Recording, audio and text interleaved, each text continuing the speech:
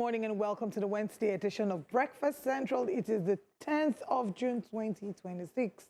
And for the next 3 hours, we're taking you on a journey around Nigeria, looking at the latest happenings in Nigeria's political, social, and economic landscape. And we value your opinion, which is why we open the phone lines when we're reviewing the papers. And all through the show, we take your comments on YouTube, where we stream live at News Central TV live on Breakfast Central. My name is Olive Emodi, and you're welcome to the show. Hello, Joe. Hey, good. Olive, good people. Thank you so much for joining us. This is Breakfast Central, and I bet you know already. So like Olive said, we're streaming live on YouTube. Feel free to go on YouTube and drop a comment or two. We're also streaming on other platforms as well, not just on YouTube. You can check us out on Facebook and X. And you can also get more information on LinkedIn, like my friend would say, LinkedIn or something. But anyway, Gbenga Borowise, yeah, Gbenga is ready to go. By the way, Gbenga will be going on official assignment very soon. We're sending him to cover the updates in somewhere in the Middle East. Gbenga, how are you? No, I prefer to go to US, Mexico, Canada. No, Canada or Mexico. The United States. I wanted to say United States. The US would not let me in. And I'm not even interested in going there because 24 hours to the biggest football tournament in the world during a friendly game. I think it was yesterday or 2 days ago, one of the the hanging cameras fell on the pitch in the United States. If there were players there, it would have killed someone. So people have termed this the final destination World Cup, if you know what I'm saying. Wow. So many things happening there, and you're wondering, I mean, it's a gathering of the world. If you don't want people in your country, why do you bid for the World Cup? So many tongues are wagging. I think we should do a special tomorrow, as it begins tomorrow, with one of our sports analysts to tell us what preparations are, what to expect, and the atmosphere, really, because it's a big deal. It's the biggest sporting tournament in the world. And I'm excited because I've lined up a number of teams to hate watch. Number one, South Africa. Yes. We don't say no to xenophobia even. Number two, the assistant Europeans, Morocco. Because of CAF. Yes. Number three, yes, Germany, virtue signaling. Wow. I remember during the 2022 World Cup in Qatar, Thomas Kroos, they were taking pictures, covering their mouths, talking about because they didn't let them drink beer in the stadium. They say you can drink beer in your hotel or anywhere, but don't just bring it to the... And they went on about Qatar's human rights. BBC did a documentary, German team, let's boycott this. And we've seen none of that. When the US government, through ICE, has killed 2 of its own citizens in protest, we've been seeing gun attacks, we've been seeing blatant racial discrimination, and none of that. So it's hypocrisy, selective rage, exactly. That's why I'll be cheering against those teams. USA, exactly, number 4. So I've selected those I'm surprised that even USA got to number 4. I thought it would be your number 1. Either way, and my juju is to work. Wow. Let me tell you a story about the Netherlands. A few years ago, I wanted to travel to Romania. I was in Malaysia, so I applied for a visa. I just needed a transit visa. I was going to Singapore and Amsterdam. These guys, I was in university, they told me that they would not give me this visa, that I don't have landed property. I don't have convincing means to come back. I showed them admission letter, my term in school, that I'm just going for a wedding. So I just went to the Dutch embassy. After 30 minutes, I came back. They said, sorry, we can't give you $100. Otijono, since then, I laid a course that the Netherlands will never win any competition. And since then, to the glory of God, they have not won, my sister and my brother, until they refund my $100 with interest. Then I will... It's like you don't know I'm from a long line of S's and Y's. It's because I used to follow you to speak English. Okay, you try me first. I won't try you, I'm sorry. Welcome to Breakfast Central. Let's let our viewers know something that they can actually join us. I mean, Gbenga is a resident comedian on this set. But good morning, Mokunye Chukwemeka. Good morning, Mr. Johnson.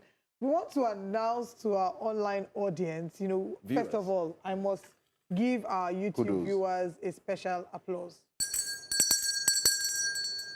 And I'm giving you this because, it's always a delight to reach from you, to engage with you, to see you engage with our content. We want to say thank you. And we are thoroughly pleased to announce that our online audience on the 12th of June, on Friday, the 12th of June 2026. 2 selected viewers will have the exclusive opportunity to join us live in the studio for our Democracy Day special wake-up segment on Breakfast Central. So if you're interested, if you'd like to come to the studio to participate, kindly leave a comment on our YouTube page or X platform at New Central TV, and then send a WhatsApp message to 070-5500-1212. I'll take that again. Drop a comment indicating that you're interested in coming into the studio live to be with us, and then send a WhatsApp message to 070-5500-1212, including your name, occupation, place of residence, and your interest to be a part of Wake Up Breakfast Central. I would look forward to seeing you. Please note that the selected participants must reside within the Ikeja area of Lagos or be able to arrive at our studio located in Ogba. We'll let you know you have to be here by 6:30 a.m. on Friday morning. If you're able to meet these conditions, we look forward to seeing your applications or your comments. And we encourage interested participants to send these messages as quickly as possible so that our producers will contact selected individuals by tomorrow morning. So join us for an engaging and memorable live studio experience here on Nigeria's Democracy Day. You're welcome to Breakfast Central. That's right. So June 12th is around the corner, Democracy Day, just 2 days from today. Feel free to be part of our studio guests and join us as we look into June 12th. But away from that, we'll also put the number on the screen there so you can find the number and send that WhatsApp message. Remember, you must reside in Lagos. You must get here by 6:30 a.m. so that you can join myself, Olive, Benga, and we'll look forward to have wonderful conversations with you. And you must arrive here at 6:30, the latest. Don't forget, Cha. Don't forget. But let's move on quickly now as time is running very fast on Wake Up Conversation. Let's start off with a story in Edo State. Yesterday, just like they were commissioning roads in Abuja, Edo State was also commissioning projects. And the governor was, was very doing happy. some dance steps yesterday. And he said, nothing, they worry. He said, even if they go kidnap, they will kidnap us. And I'm like, okay. What kind of my language? God. How insensitive can you be? What's going on? We have that. Yeah, no, apparently. It's a long footage. So before we look for that particular scene, it's going to take longer. I'm sure the media houses and I'm sure our team Bloggers. will have to sit down and comb through the entire footage to find it. But many said it was quite insensitive. Anyway, let's leave that. Let's tell you about the Edo State Police Command. They've uncovered a staged kidnapping scheme involving a woman identified as Mrs. Oluchi Ugbowan and 3 accomplices who allegedly conspired to defraud a family of 50 million naira using a fabricated abduction narrative. The command said 4 suspects were arrested in connection with the case, following what is described as a discreet and intelligence-driven investigation by its anti-kidnapping unit.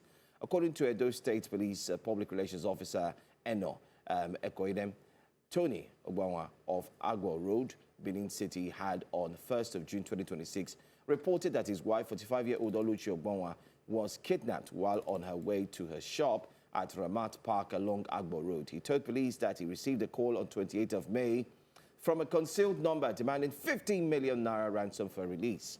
Just watch this video. I will come back and highlight some more. ASP Eno Ikoidem, the Police Public Relations Officer, Edo State Command.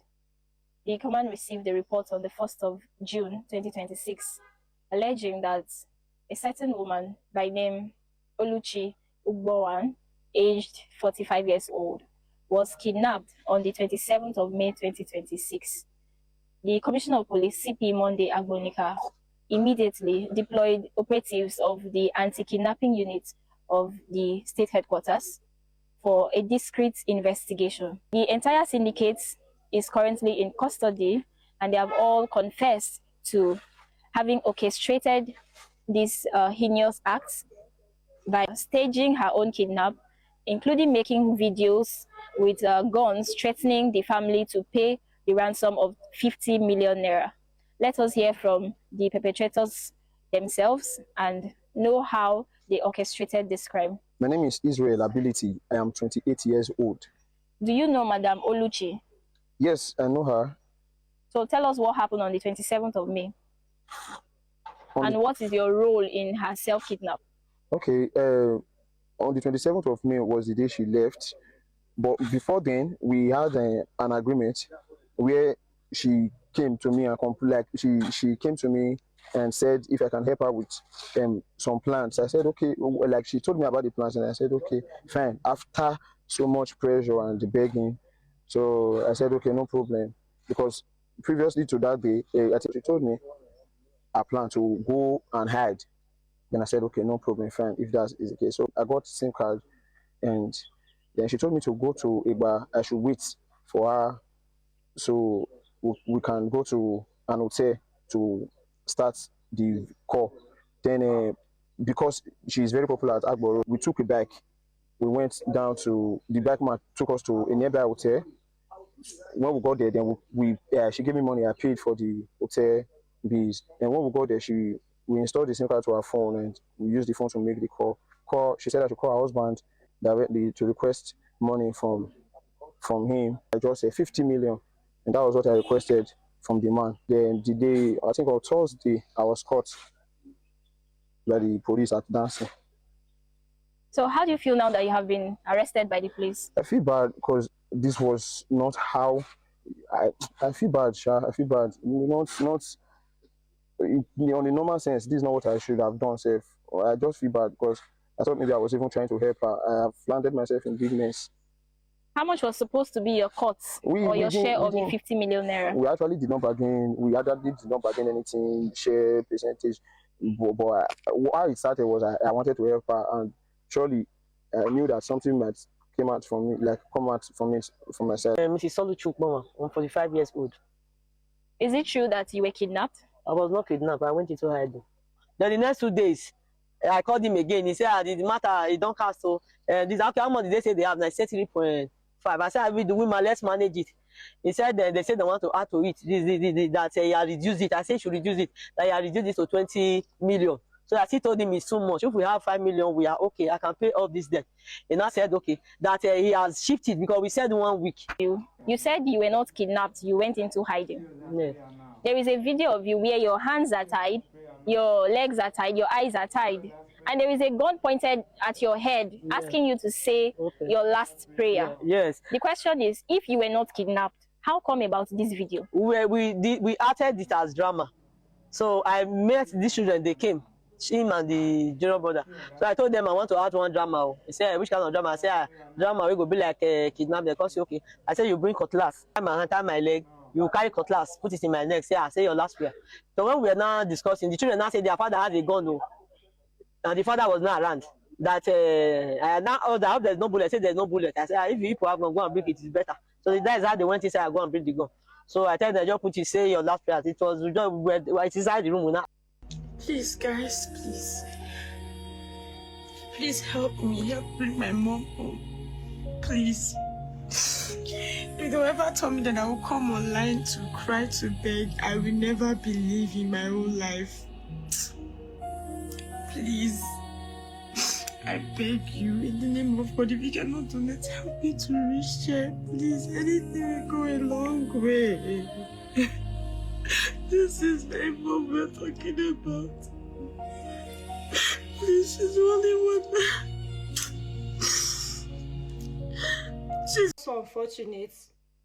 It's so unfortunate, really, really unfortunate, because this cannot be condoned. Hi. First, I want to say thank you to those of you that supported my family and I. I want to say thank you so much. There have been an ongoing investigation. My mom has been released and there's been an ongoing investigation. And it has been investigated that there's an involvement of my mom in this kidnapping case.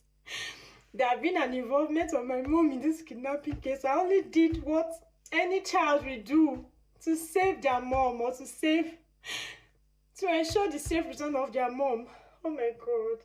Words can't express how the family is in shock. I am in shock. This is not right. This is so not right. Oh my God. This has shattered my full family. My full family is in shock. We have been shattered. My dad has some health issues and I don't even So I hope you understand the story. Last week, we were here on Breakfast Central highlighting cases of kidnappings. And here we were highlighting this particular case. Unbeknownst to us, that the person who was said to have been kidnapped was somewhere in a hotel, relaxing and lounging and partnering with some young guys. Let me call them guys. It's not guys, So- it's guy they told us, her lover. They did not say lover. But I'm going to say guys. We saw two. They spoke to. There's some other boys who were lined up. No, they're formed part of a the team. syndicate, but one person's her lover. Okay. So she was enjoying But herself she's supposed to be married. in the hotel. She's a cheat. She's understand? the adultering cheater. lady. Your gender. No. Wow. She- Wow, she- the person that she was committing Can we adultery focus with. on this Okay, story? not go your on, go gender. on, go on. Okay, let's come back to the issues at hand. This is a serious case. And whether we like it or not on Breakfast Central, we must say it the way it is. In as much as we live in very critical times where kidnapping has become the order of the day, we are seeing people who are beneficiaries by staging kidnap. And this is just one. They've seen the financial benefits of it, and they've tapped into that franchise and think they can take advantage of what's going on in the country. But kudos to the men and women of the Nigerian police force for nipping this in the bud. My number one concern is this. I am a free Nigerian citizen. We are all free. Absolutely. And we know how hard life is already. I think the state of the Nigerian prisons or correctional facilities, as they call them, should be enough deterrent for crime. You lose your freedom, you go and eat watery beans for how many years? You Like, pack poop. why would you even want to do that? Okay. The reason why How, some people why, would why want to would do you that, some be people would attracted want to crime? So Or you think you are invincible, you will not be caught? So the thing is that sometimes they think they are smart enough to orchestrate this plan and get away with it without anything happening. But that being said, first of all, we must speak about and this is not in any way excusing it. I want to talk about the different layers. The first layer is that indeed there is a terrible financial strain on the average Nigerian now. And people There's have always been. Yes, There's always it's gotten been. worse, however. There's always been. No, again, I must say that I'm not making excuses Yes. for her. I'm just touching on different layers. One, there's a terrible financial strain. There are a lot of people who are unemployed. This is why several ideas are becoming a lot more attractive. Two, kidnapping seems to be the order of the day. They've seen a situation where kidnappers, bandits, have been advocated for. Yeah, in most cases, yes, they're being criticized. But for a number of them, it feels like if you're in that line of business, there's some sort of, that's a financial way out, a shortcut to finances. But we must also mention the fact that there's the angle of greed. Some people, regardless, because there's some people that no matter how bad things get, there are certain things you will never consider because you have values and you have morals, and there are certain lines you will never cross. Again, it goes back to what we've always said on this set, that there is a decay in our moral compass, a terrible And decay fabric. in our value system, in our moral fabrics, is why people will think of certain things. Not only is she People collect money committing from a crime, bandits if doing she- TikTok yeah, giveaway. exactly. So if she was married under the law, that's a crime. She's committed adultery and it's punishable. She can be taken to court for that. Then you staged your own kidnap. Like, how low can we go as a society? And she played on the intelligence of Nigerians, quite similar to like what Blessing CEO did. You come on social media, her family made an appeal, you embarrassed your family to that extent. Her daughter in Canada made that video crying, Sad. With emotional soundtrack there. And Nigerians, no matter how bad things get, we're very compassionate people. So it's very easy to manipulate the empathy of Nigerians. And the sad thing is that when the people who genuinely need help now come to cry, because Nigerians are being burnt by scenarios like this, there will be hesitation because they will think, I can't tell if it's true. Then now we're going to start second-guessing every other Exactly what I'm kidnap just saying, story yeah. we hear.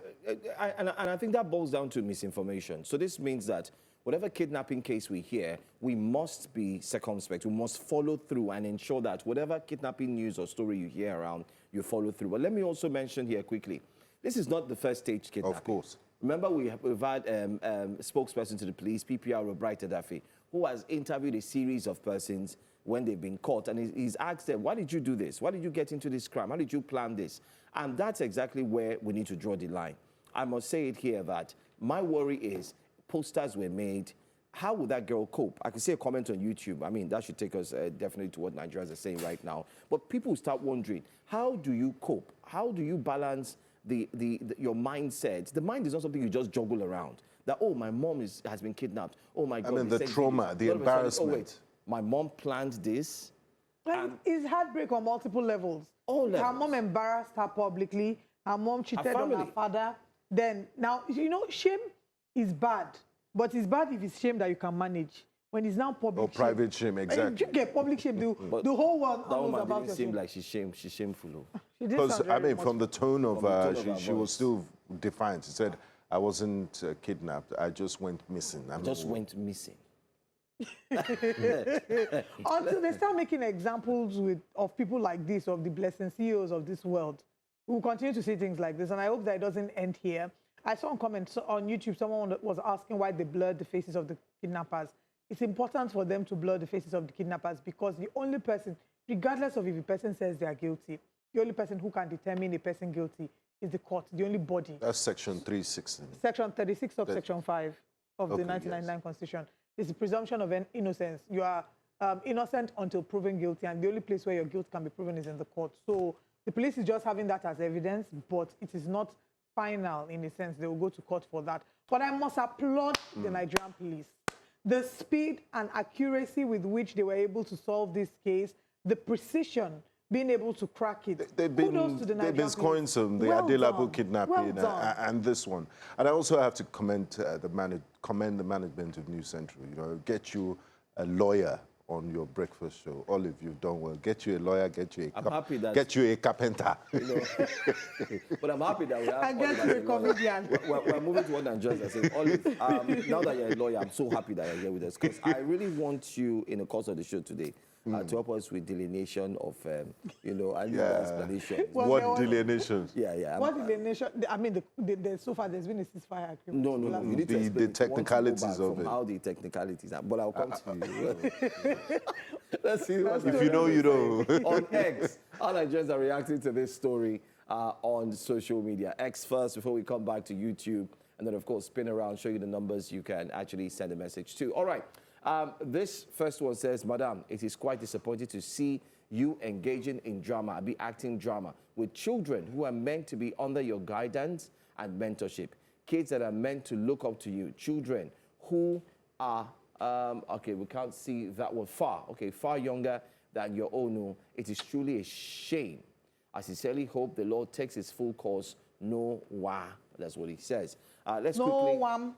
Is that what I saw? Kai, I can't imagine how embarrassed her children and family members will feel.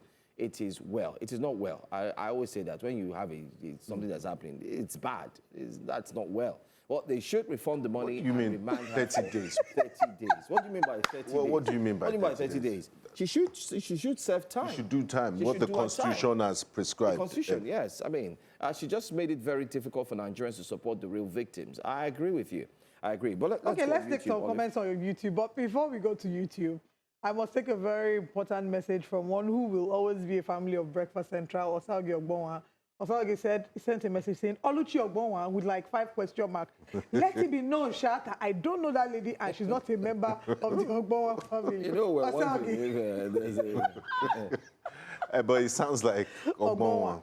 Don't worry, her own is Ugbowan. Okay, good. Thanks for the disclaimer. Thank you very much for clarifying. Still on YouTube, Michael Obieku says, the act of kidnapping has become a lucrative business of the pecuniary benefits both to the people in government and their cohorts, which shouldn't be. Perhaps she should be made to spend some quality time in the den of the kidnappers for her to truly understand what it means to be kidnapped. Michael Zu says, the self-kidnapped woman and her accomplices must spend long time in jail. If not, the kidnapping, banditry, and terrorism will become a huge comedy in Nigeria, moving from bad to ugly. Mr. Johnson says, we are the problem, but we are still the solution anyways. Just like Joe says, Nigerians are Nigeria's own worst problem. Mr. Johnson also says, it's unfortunate that some Nigerians are sabotaging efforts to reshape our country back to better. Faking kidnapping is and should be a serious crime. What nonsense is this? You know? And then, yes, Mokuyo Chukwemeka says, how do you stage your kidnap? And then it goes on to say, very sincere daughter, God bless you. Abiola Talk says, I'm excited they've been arrested and put in custody. But this video of them being questioned is not it at all. if I may ask, is this the global standard practice? Why are we joking like this now? No, it's not the global standard practice. It actually, I don't understand. It always feels like a joke. Go through the case, get a speedy trial, and then send them to jail. It's not for the media. It's not for media. So the thing is, because you know why? Because to show working. Exactly. If before now there wasn't a breach in trust between citizens and the police, they wouldn't need to be shalaing like this. Because I always find it funny whenever they do those social media interviews. Anyway, just to reiterate. Najisen, very important comment here, says you forgot to mention lack of contentment of some individuals. Yorubas call it ojukokoro. Yeah. People will do crime just to buy a phone and to belong, and they're not... 17. Yes. Or do all sorts of things for material benefits. It's really sad. Well done. The sort of things we... Okay. Now, to mention again, to remind you, if you're just tuning in, we want to have 2 of you watching live on YouTube, our active audience, join us in the studio. So, I mean, regardless of whether you're on YouTube or watching on TV, if you'd like to be with us, kindly leave a comment on our YouTube page. We're streaming live at News Central TV Live or our X platform. And then send a WhatsApp message to this number on your screen, 070-5500-1212, to include your name, occupation, your place of residence, and the fact that you would like to join us. Remember that this is for the 12th of June on Friday. And please note that you have to be able to make it to our studio in Ikeja for 6:30 a.m. So think of this before you apply to be. And we can't wait to have a conversation with you here in the studio. Don't worry, you're just joining us for this segment, which is Wake Up. And then you can head on, you know, or I mean, you can stay back if you want to for the rest of the show and then watch from behind the scenes. But thank you very much for constantly engaging with us. That's a very sad story, but it's bittersweet. So bitter because of the taste it leaves in the mouth, but sweet because kudos to Nigerian police. And we hope that we'll see that same level of, you know, excellence in catching those bandits and terrorists, being able to track the numbers, because there was a lot of tracking that happened that led them to catch this woman and her lover. Please use that to catch these terrorists and bandits that are holding our citizens. Just before we move to the headlines, I mean, it's time for the headlines. I just want to mention that dear INEC, dear Larry, and of course, dear... We have not forgotten. Perpetrator, we have not forgotten, no. Don't think we have not forgotten. So in as much as we're going to discuss INEC, we're asking, what is the update? INEC, what's the update? Where is that case? Because, like Nigerians will say, before you know now, small. We've moved on. You know, we've moved on. We're not moving on. We're asking because we need to understand. As journalists, we want to have a closure on that story. Serious questions on the institutional integrity of INEC with regards to that story. So we'll start so asking every morning now. It's a matter of national importance. Yes. So Nigerians, join us and let's ask the questions as the fourth realm. Estate of the fourth. We are here to ensure that we get closure on that story. We must get estate of the realm. Yes, we must get closure on that story. So anyway, let's move on to top stories before we analyzing which one comes before, whether it's estate of the realm or realm of the estate of the fourth. Olive, let's share our top stories. Or Pinnock Estate. INEC recognizes Wike-backed PDP NWC. Is getting very hot. Interesting. It's very getting interesting hotter. story. NNPP faction accuses Kwankwaso of meddling in affairs. It's not in the party. Well, so why is he meddling? Is he it's an accusation. It's an accusation. School abduction continues, enters into another day. It's day 26. We're not backing down on that too. Nigerians walk against insecurity. Of course, it's not been the sweetest stories we've had to bring in that regard. And we have the newspaper front pages. Our analysts will join us, and at that point, we'll open the phone lines. Stay with us.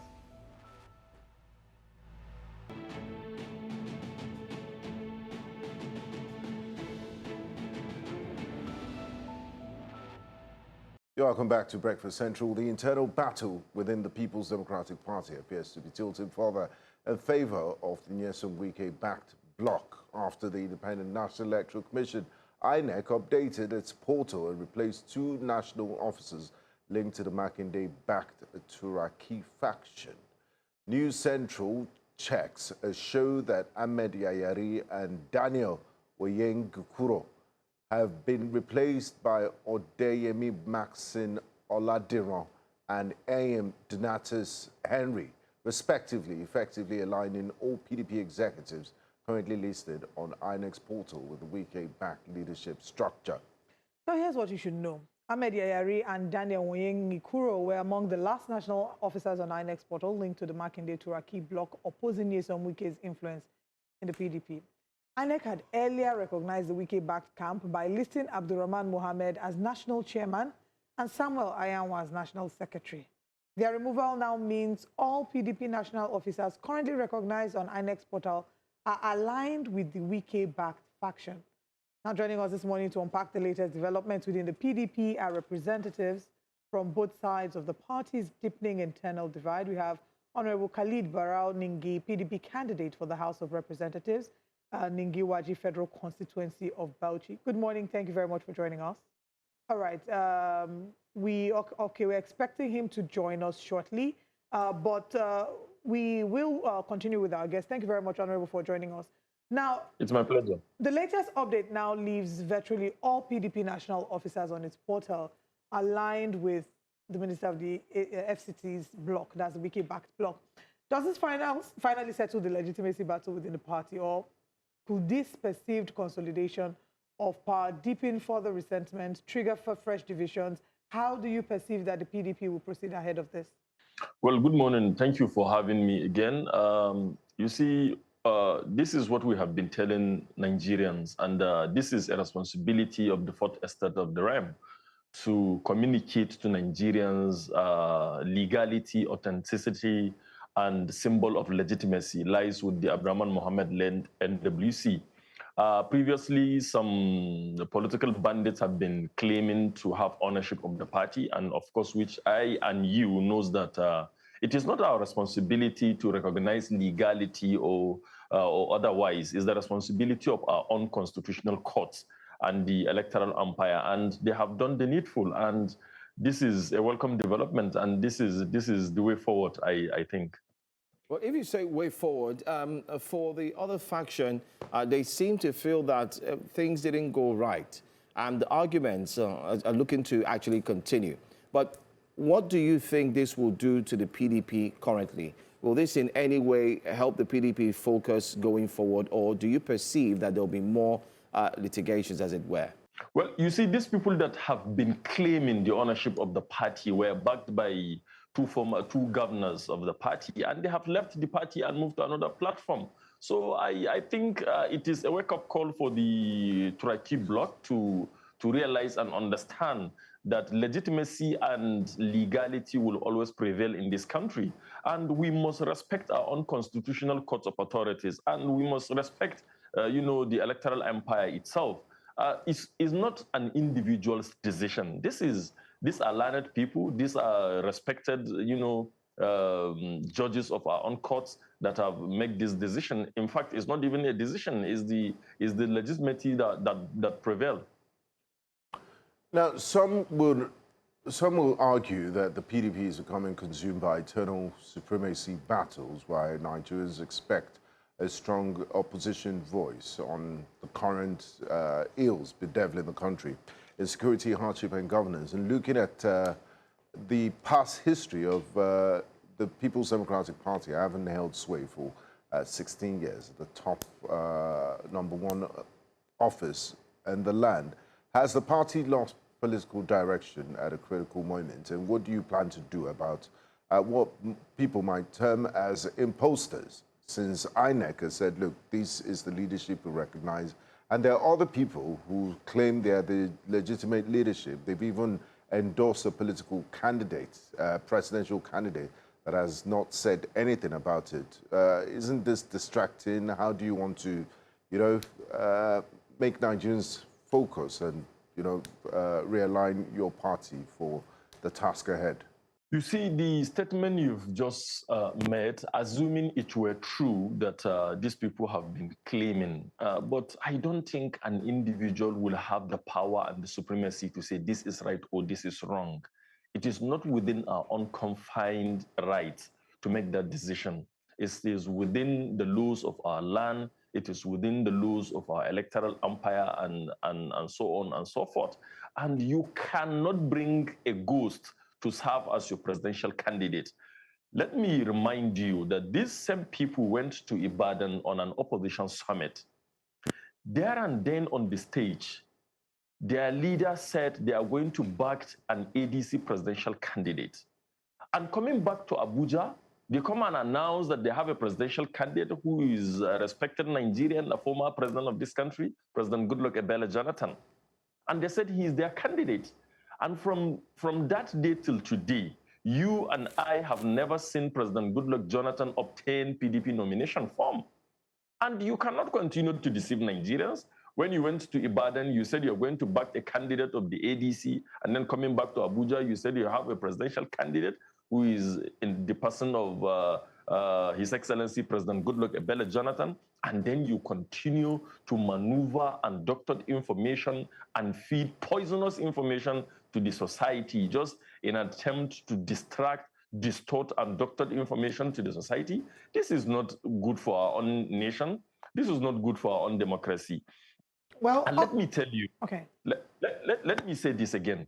Even before yesterday, that the INEC updated its own portal, the name of His Excellency Abdurrahman Mohammed as the national chairman and His Excellency Senator Samuel Anyanwu as the national secretary were there in the portal of INEC.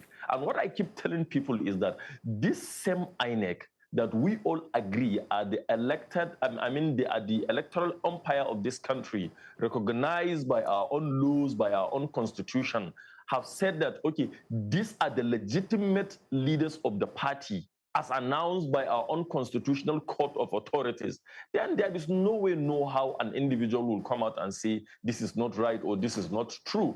Why?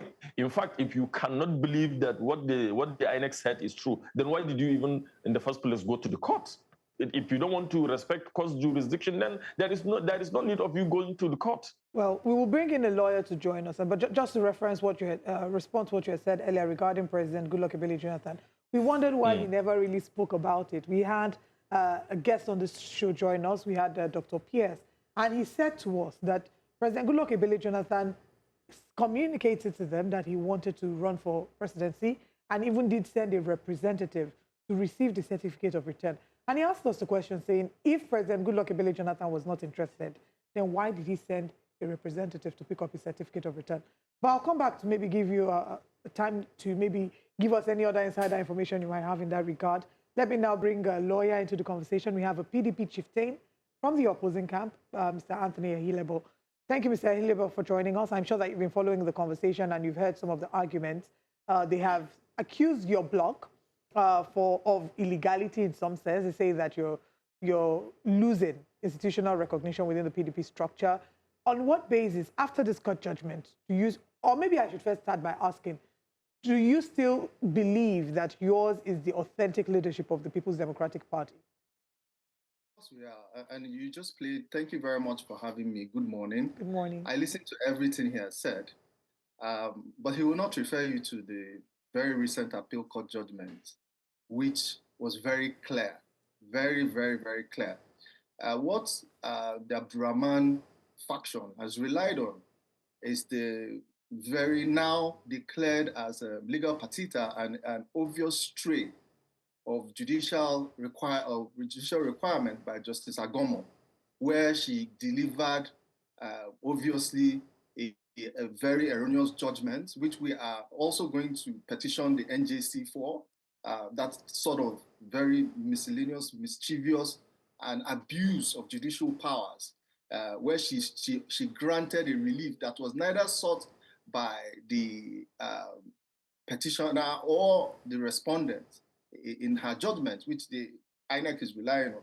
By the way, let me state that INEC today is very discredited in the minds of Nigerians, considering that the chairman of INEC himself is seen as a supporter of the president, Tinubu was a supporter of APC, and till today that hasn't been discredited. That hasn't been removed from the minds of Nigerians. Let me say this: the first letter that was written to INEC recognizing Senator Abdurrahman as the chairman was written on the 3rd of November.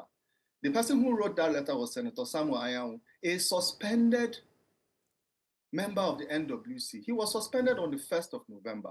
How then could he now have written to INEC on the 3rd of November, a pendency of a suspension? This particular matter was referred to by the appeal court. Now, the appeal court in its judgment was very, very clear that whatever has produced any any faction or anybody as, and it even went further saying, referring to Ajibade, who was also among the 4 people who were suspended. The appeal court said, look, even if we're going to talk about the live matter, because PDP raised this issue, and let me be very clear, the chairman of the BOT, uncontested, incontrovertible, is not Mao Habunwa. Instead, it is the current chairman that everybody knows has not had any issues. But let me just not go back to that. The BOT, the NEC, has met, and they have taken decision after the Supreme Court judgment, which affirmed the appeal court ruling that Ajibade and any other person who was suspended with him could not have made any decision that could affect the PDP while they were suspended. In fact, in the very recent judgment of the appeal court, by the same judge who made that ruling that the Supreme Court upheld when it dismissed the convention of 15th and 16th of November, we PDP are law-abiding, and we have agreed, and we understand what the Supreme Court said. Look, internal affair of the party is your business. We won't go there. But when the court speaks, you should respect, they protect their pronouncement very, very well. Because if the PDP had not even held that convention and had gone on appeal, perhaps by now we wouldn't even have this conversation. So in saying that, we have to look at what the appeal court has said. It has said that every matter related to that convention, which includes this so-called Abdurrahman faction, has been extinguished by the Supreme Court. So there was no need to go back to it. And it also said in another ruling of the appeal court that Ajibade, because Ajibade had attempted to present representation at the court, and the court said, no, you cannot. You were suspended as of the 3rd of this month. And I do not see anywhere before the court, this is the pronouncement of the appeal court, that you were re-elected. So if INEC has gone on a voyage of its own, this is the same INEC that did not have ADC on its ballot. I heard my friend saying that we went to Ibadan and said we were going to adopt the ADC. I was in Ibadan, stop telling lies. That never happened. What happened in Ibadan was the coalition of parties agreed that they will present a single candidate, not any candidate of any party. Because people come here and misrepresent the party. And let me say this, they are not members of PDP. They are only doing the bidding of the APC. Till today, none of them, and the so-called publicity secretary has never spoken about the ills that is happening in Nigeria. We will never speak against the presidency because why? Because they are doing the bidding of the FCT minister who has said he will support the president to come back for a second term. Is that what an opposition party does? We all know, and it is accepted that these problems in all the opposition parties are all generated, created, and fantasies of the ruling party and their agents.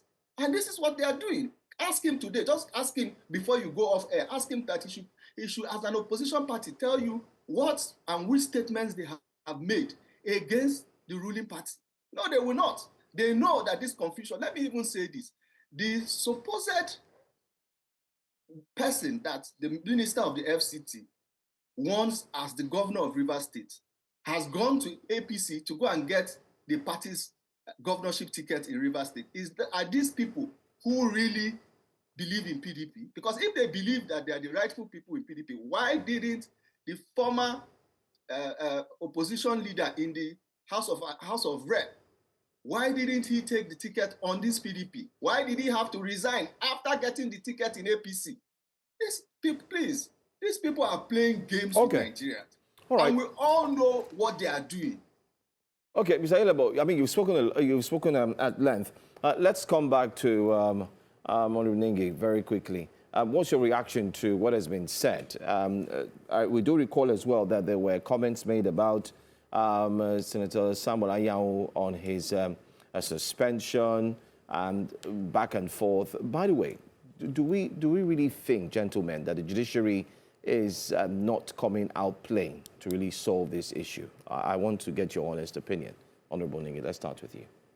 Okay, before I give my own opinion, let me say, with all due respect to my brother Ehilabo, you see, in Nigerian democratic tenets, as the more judgments in the court of laws are given maybe against your own interest, you begin to say democracy is in danger. Democracy is this, democracy is that. But when judgments are given in your favor, you say democracy has prevailed. And this is what my brother is trying to, insinuate now, that you went to Ibadan and you did not do this, you did not do that, you did not. Look, my friend, wake up from your sleeping. Your leader, the governor of Oyo State, Oluchi Ugbowan, if at all what you are saying is true, why will Makinde leave PDP and go to APM and start contesting for president? You understand? So you're just trying to maneuver people and spread informations that are doctored and informations that are not true. As you have said now on the issue of the Court of Appeal judgment, I have a true CTC copy in my phone here. Can you, by the grace of God, present what you have and what I have here, and can they be true? They are not. You just went and doctored information, and I agree with our own national leader, the Honorable Minister of the FCT, that Nigerian Bar Association and the Provisional and the Legal Council Provisional, they should do something about this kind of people who are just, misrepresenting information and misrepresenting court judgment to the public. Just 2 days ago, I saw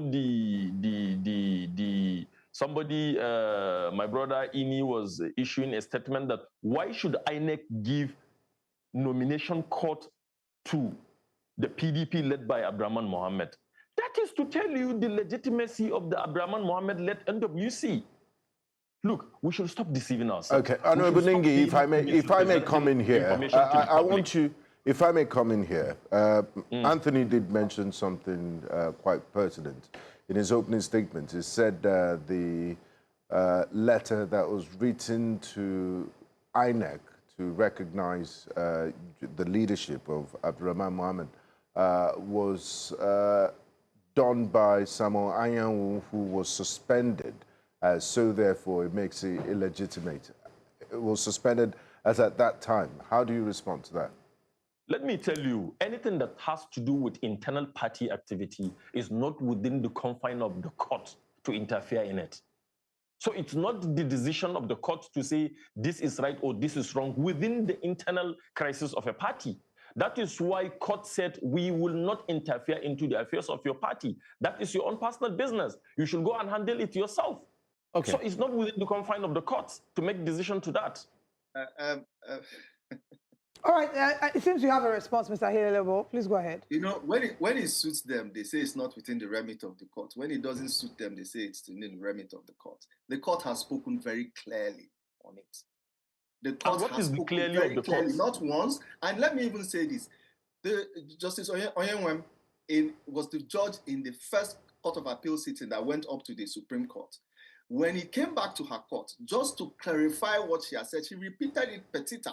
She repeated it verbatim in her court. She repeated the same judgment she gave. Said, look, I've given this judgment before, but let me repeat it here. Samuel Anyanwu could not, Ajibade could not have, and this is a class reading, because 4 of them were in the letter of suspension, and it was placed before the Court of Appeal. She said, and I quote, I have given this judgment before. He was suspended on the 1st of November and could not have given any legitimate orders or actions while on suspension. Now, I'm saying this so that he knows that we are not even just sitting down. We have gone back to the courts for an interpretation of what the courts have said, because we cannot rely on INEC. Today, Nigerians are crying everywhere that they cannot register, they cannot do registration. INEC seems to have, I think it's time we start to call names of the people in INEC. The letter of suspension for Anyanwu was sent to INEC, right? The director of EPM in INEC claimed that he did not receive that letter until PDP wrote a letter of the acknowledgement of that letter from INEC. So it seems to us that there are games that are being played within INEC. It is not away from the public space that the said minister of the FCT has given INEC members lands in FCT. There are claims that there are monies that were given to INEC staff, 180 million naira. See, we cannot play a blind eye that many commenters have made statements. Femi Falana has said this in the public space, that it is a game ploy of the ruling party, knowing that Nigerians have rejected them, to use moles and subterfuge within political parties to create crisis. Let me say this. At the end of the day, we will come back to this, where these actions by INEC will be reversed by the courts, because the courts have been clear. It's not, he says that I'm a lawyer. I have read the appeal court judgment. The appeal court judgment is very clear. And why it has made a statement, it said that the convention, which is the issue, right, has been extinguished by the Supreme Court. So, but it also acknowledges that there is a live issue, which is the judgment given by Agoma, where she exceeded her remit. That is a very clear, listen, what we are saying here is legitimacy, right? If the appeal court has come out and said that she acted above her remit, we all know that this same FCT minister has gone around giving judges homes. So we cannot trust what they will do. We have urged the PDP, and we are going to do it. We are going to petition the NGC. Because how does a judge sit down and give a judgment or any ruling that is outside what the parties in that have come to her court have asked for? Very strange, very weird. All right, but this is what Mr. we need to Ahilemo, appeal. just because we're almost out of time, just to make the best of this, I want to ask for what your next steps are. You've mentioned you petitioned the NJC regarding this judge. What is your ask? We will. And with regards to INEC, putting or affirming the other block, which you're not in support of, what do you hope will come out of that? How do you intend to go ahead? Of course, we have already gone to court. The BOT, legitimate BOT, has gone to court with its board of trustees. You have former governor of Niger State, the former minister of. They've recently approached the court for an order of mandamus, stealing from the Supreme Court judgment, which nullified every action subsequent. It didn't give legitimacy to any Abdurrahman group. How can 3 people become that's not how the party functions. Anyway, they have gone to court, and they're looking to get a pronouncement, an order of mandamus, compelling INEC to take the right steps that it needs to take. But also within our powers, we are also petitioning the NGC against what this judge has done. Look, we have to fight for the soul of this country. We cannot allow this to continue. We definitely cannot allow this, because it's a charade. If he keeps mentioning Governor Makinde wants to contest, and he knows that right now there are problems within the party, and this is exactly the outcome that they want. This is the outcome that they want. They want to keep the party unstable. The only party, and I can tell you this, that has the grassroots capacity to remove the president today is PDP. And as long as they keep the PDP out of the capacity to perform this function, they are okay. That's exactly what they are doing. And Nigerians know this. We are not concerned with INEC. INEC is already in the pockets of the APC. They're already doing what APC wants. If you go online every day, they have a cap with Josh Amakwetan with the APC logo. He was a lawyer to the president in the president's case. He was a lawyer to the president in the president's case in 2023. He has been caught online pushing the APC agenda, and he has not come out definitively to clear himself of that. There are several actions he has taken that has shown the world, Nigerians, go online. People are stranded trying to register for their PVCs. They cannot do it. So there's no doubt to the minds of Nigerians who is at fault, who is in the wrong, or who is right. Ask your young man here, tell him to tell you as a political opposition party, the day they have criticized the ruling party or the APC or this government with all the things that is going wrong in this country. I have come on here several times. Ini, Emal Bong's publicity secretary, constantly writes against the ill. Jagunodo, their so-called publicity secretary, has never one day issued a Honorable Denge, is that true? Is that true? What do you make of people not being able to register on INEC portal? Honorable Ningi, hold on. Honorable Ningi, just hold on. Let me ask you. Let me ask you, for benefit of doubt, is it true? Okay. And secondly, what do you make of the issues Nigeria is facing, insecurity, people not being able to register on the INEC portal? Truly, we've not seen any statement. Or are you different? Let me tell you this, that he has the right to say whatever he wants to say, as far as this judgment is concerned, as far as the PDP leadership crisis is concerned, that because the judgment were not in their favor, they can say whatever they want to say. But let me tell you this, there is no way, no how an opposition party will not challenge a certain government. Like me here, I have been on air several times condemning whatever policy that goes against the will and wishes of Nigerians. So I don't belong to any party more than PDP, and I've been in PDP from time immemorial. So this man is just trying to portray, you know, the balkanization of his principles, and he's doing the bidding of his paymasters. So PDP has never been, you know, an extension of APC, like he said. PDP is PDP, and whoever knows the honorable minister of the FCT, but you haven't. But honorable Ningi, honorable Ningi, that he's supporting the president. This is what you are doing, and you know this, Ningi. You know what you are doing. All right, you know that you are look. supporting the president. You know that you are keeping PDP under so that PDP does not do its job. That is what you guys are doing. Please listen to me. Stop lying to Nigerians. They know the truth. No matter what you say, no matter how you get it.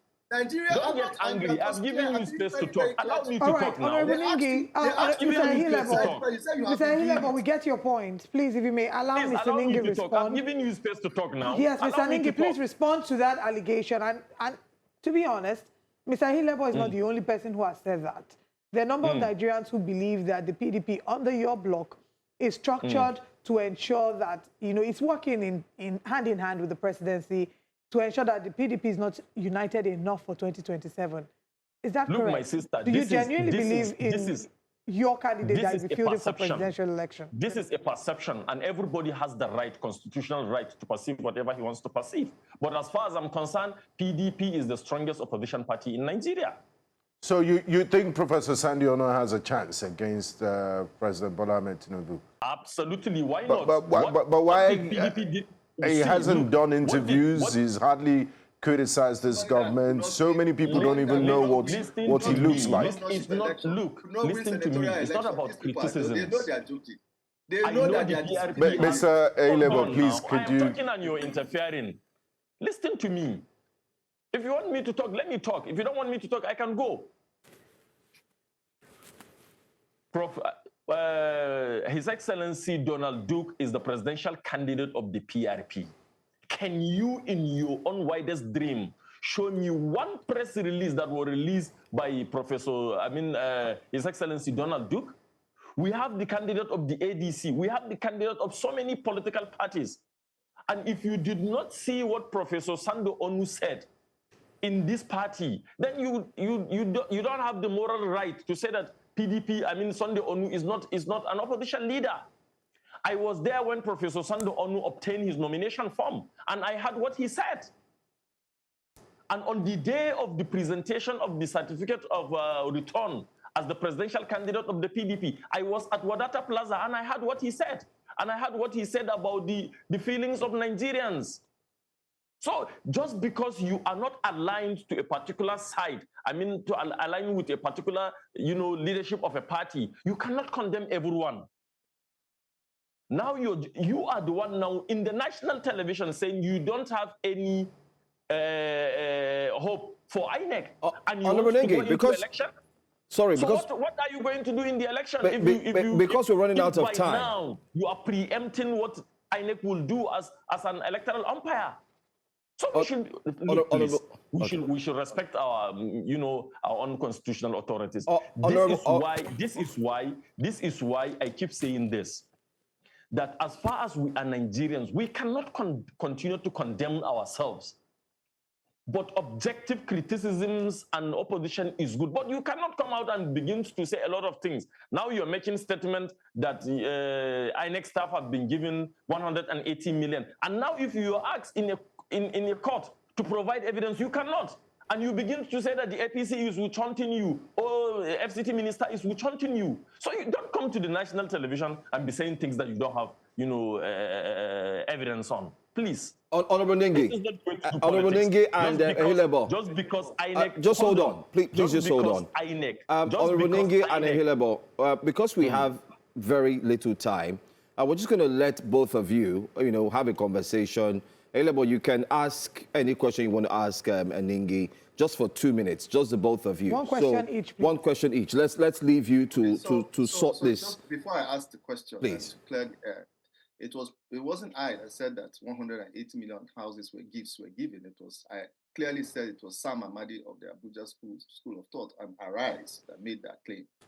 And also, Nigerians have consistently complained. It is our right to complain. In fact, the former president, Goodluck Ebele Jonathan, 2 days ago at Bayelsa, at an event in Bayelsa, he alluded that institutions that seem to be, ought to be independent, no longer independent. If you ask them, they will tell you to go to court. And he made a joke about the Ethiopian that said, if something happens and he tells you to go to court, just know that his brother is the judge in court. That was a very slithering statement. But I would like to ask my brother there, if in his heart of hearts he believes that what they are doing is the right thing, and that they have the support of Nigerians, they should go out and see whether Nigerians will support them. They have killed the PDP in the minds of Nigerians, as it were. And all we are doing is fighting for the soul of that party, because that soul of that party does not belong to one man. He keeps referring to Makinde or referring to... I have never walked and said that Makinde is... I am working for him. I'm working for PDP. Everything I have done in the last couple of years has not been for one individual. Do you want me to answer your question, or you still want to take more than the 2 minutes given to us? My question to you, is, do you really believe that Sunday Ono has the capacity? Someone who has not won an election, he was given the ticket in 2023, he could not defeat an incumbent governor, a governor in his own state. Now he wants to challenge a president that won an election in 2023. He is not, to be honest. Okay, let me answer your question.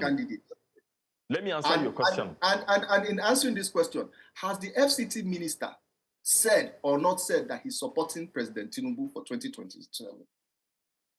Okay, these are the two questions? Yes. You want me to answer your question? Oh my God, answer now. Okay, before these two questions, you've made mention that if I can, in my heart, say it or go out and talk about PDP, let me tell you this. I am the only person in Bauchi State, the only person in the government of Senator Bala Mohammed that resigned from the government because I love PDP more than any other platform. And I left the government as a senior special assistant and remain in PDP till today. And today, I'm a candidate of the People's Democratic Party. If I don't have hope in PDP, I swear to God Almighty, I'm a Muslim. I swear to God Almighty, if I don't have hope and faith in PDP, I will never resign. And I resigned from the government and left my position as a senior special assistant. Now, in your second question, it is even better to leave when people are saying why than to leave when people are saying, why didn't you? Professor Sandu Onu has derived the courage and summoned the courage to obtain PDP nomination form. But you, in your own side as political bandits of the PDP, have been claiming that you have a candidate that is up till today. People could not see him go and obtain PDP nomination form. People could not see him go for the screening of the of this nomination. People could not see him return his form to your acclaimed secretariat.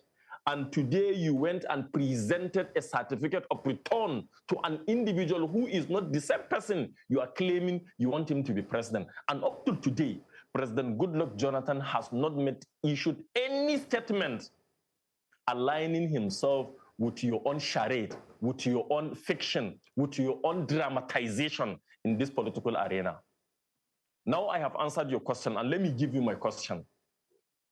Good. If you said you are legitimate, if you said the courts have given instruction or have given judgment in your favor, why will your two governors left your party and go to another party and stand for election in those platforms?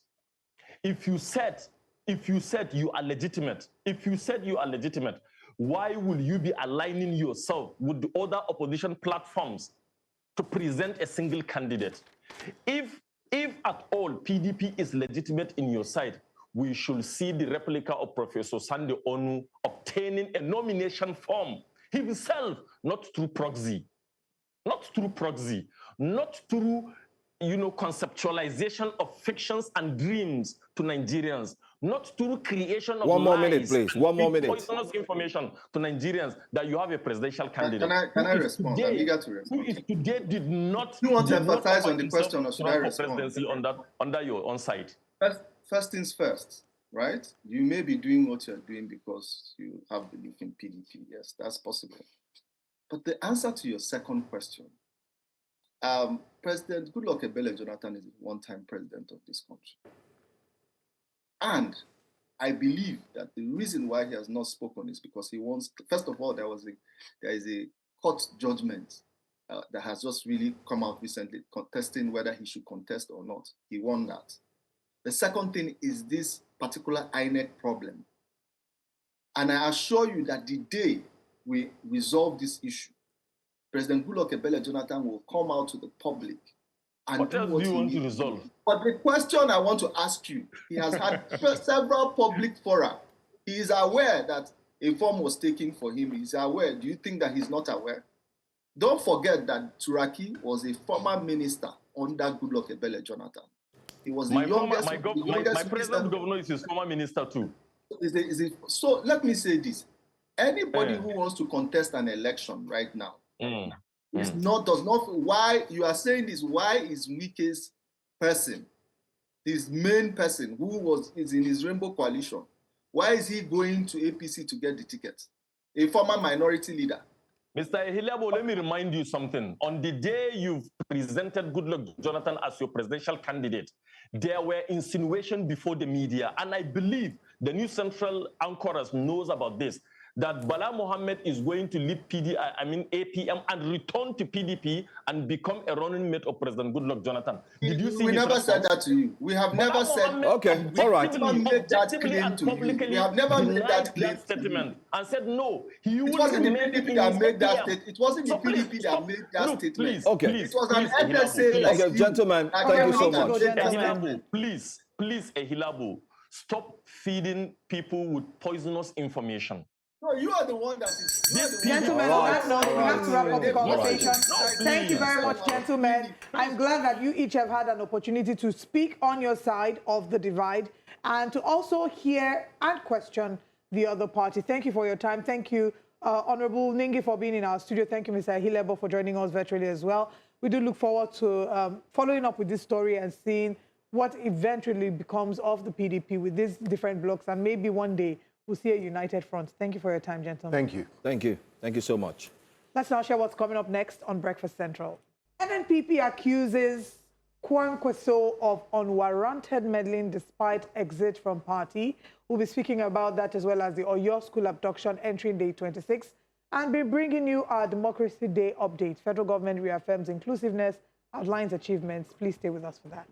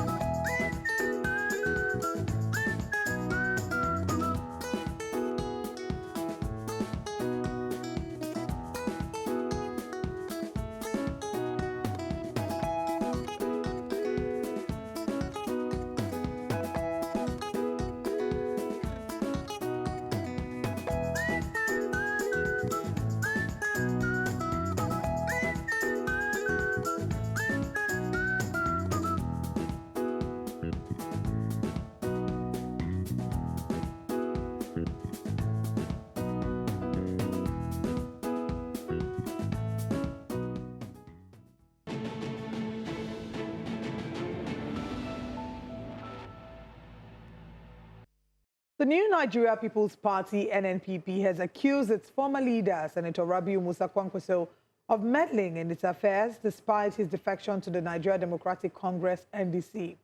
Kwankwaso defected to NDC in 2026, joining forces with Peter Obi in a major opposition alliance. But the NNPP claims he continues to interfere in the party's affairs, especially in Kano, where his Kwankwasio movement remains influential. NDC leaders themselves have raised concerns about Kwankwaso's dominance in candidate selections, citing breaches of trust in the 60-40 power-sharing formula. This feud raises questions about internal democracy, party unity, and opposition strength ahead of 2027. Joining us for this discussion is the National Secretary of the new Nigeria People's Party, Mr. Sunday Ogini. A warm welcome to you, Mr. Ogini, and thanks for joining us in our studio this morning. Thank you very much. Good morning, Nigeria. Good morning. I mean, the logical question is, Mr. Rabiu Kwankwaso has since left your party, so how does it still have the power to destabilize activities in the NNPP or influence what is happening there? Yes, thank you very much. It's highly worrisome and disturbing that the kind of politics we play in Nigeria is a kind of politics that people that we look at high esteem are mostly not with any integrity. Senator Rabiu Musa Kwankwaso came to our party prelude to 2023 general election, and through the benevolence of Dr. Boniface Okechukwu Anebonam, the founder of New Nigeria People's Party, we gave him the platform without paying a dime. He didn't even pay for domination fee. He was given a kind of free ticket.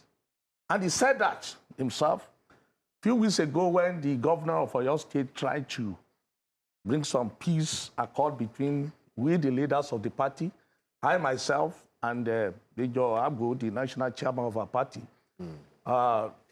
The governor of Oyo State, as a state leader, as maybe a national leader of that sort, is not because he's only interested in development of opposition parties, but he said, the problem we are having in our party, can we sit down with Kwankwaso and resolve the issue?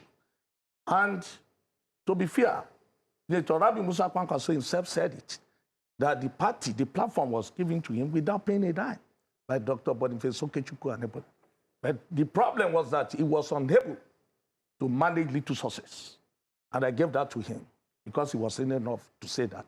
But having said that, he left the party. He was about leaving then. He haven't left. When we met with him and then the governor of Oyo State, we met at the Oyo State Government Lodge in Abuja. And we were all very frank with ourselves. We told ourselves the bitter truth. We speak truth to the power. And I told him, you don't need to leave the party. You can still resolve the crisis. Go back to Lagos and meet Dr. Boniface Okechukwu and apologize to him for all what you people have done. Then we can come together as one family. And I asked His Excellency, the governor of Oyo State, will you be able to follow Senator Rabiu Musa Kwankwaso to Lagos to the founder? And he said yes, that he's ready to do all that. But he told me, and let me not say he told me, he told us at the garden, you were about 5 there, because he came with his former chairman that was parading Inspector Dr. Ajuji was also there. Dr. Rabi Musa Kwankwaso was there. I was there. Dr. Major Hagbo was there. And then the mediator, who happened to be Governor Sheyi Makinde. So we were in the room, and he said, we are in the same room here now, eating kilishi together. What have we done to ourselves? That what Yusuf, our candidate in Kano, that defected the APC, what he did to him cannot be equated to what anybody could have done, because he started mentoring him from infant to where he now got to the level that he betrayed him. So having said that, I believe that when he made the decision that he was about leaving the party and the peace accord couldn't really hold for one or two reasons, I believe he should be man enough and have enough integrity to live with his remnants. I'm happy that Dr. Ajuji left with him. And unfortunately, we now saw him leaving some remnants of his conquisial group to still be holding to the party. But I want to say it loud here to all Nigeria. I will not come here and blame Dr. Rabi Musa Kwankwaso for that. I will blame Professor Amupitan, who is not competent. As a professor of law, the incompetency of Amupitan will cost us this democracy Why do you Nigeria if we keep quiet. Why do you say so? Yes. On leadership tussle in NNPP, this leadership tussle, we were able to secure valid court judgments that affirm the leadership of Dr. Bijo Abu, led executive, which I am the secretary. We got that judgment at the Federal Capital Territory, and the appeal court in Owerri also confirmed us.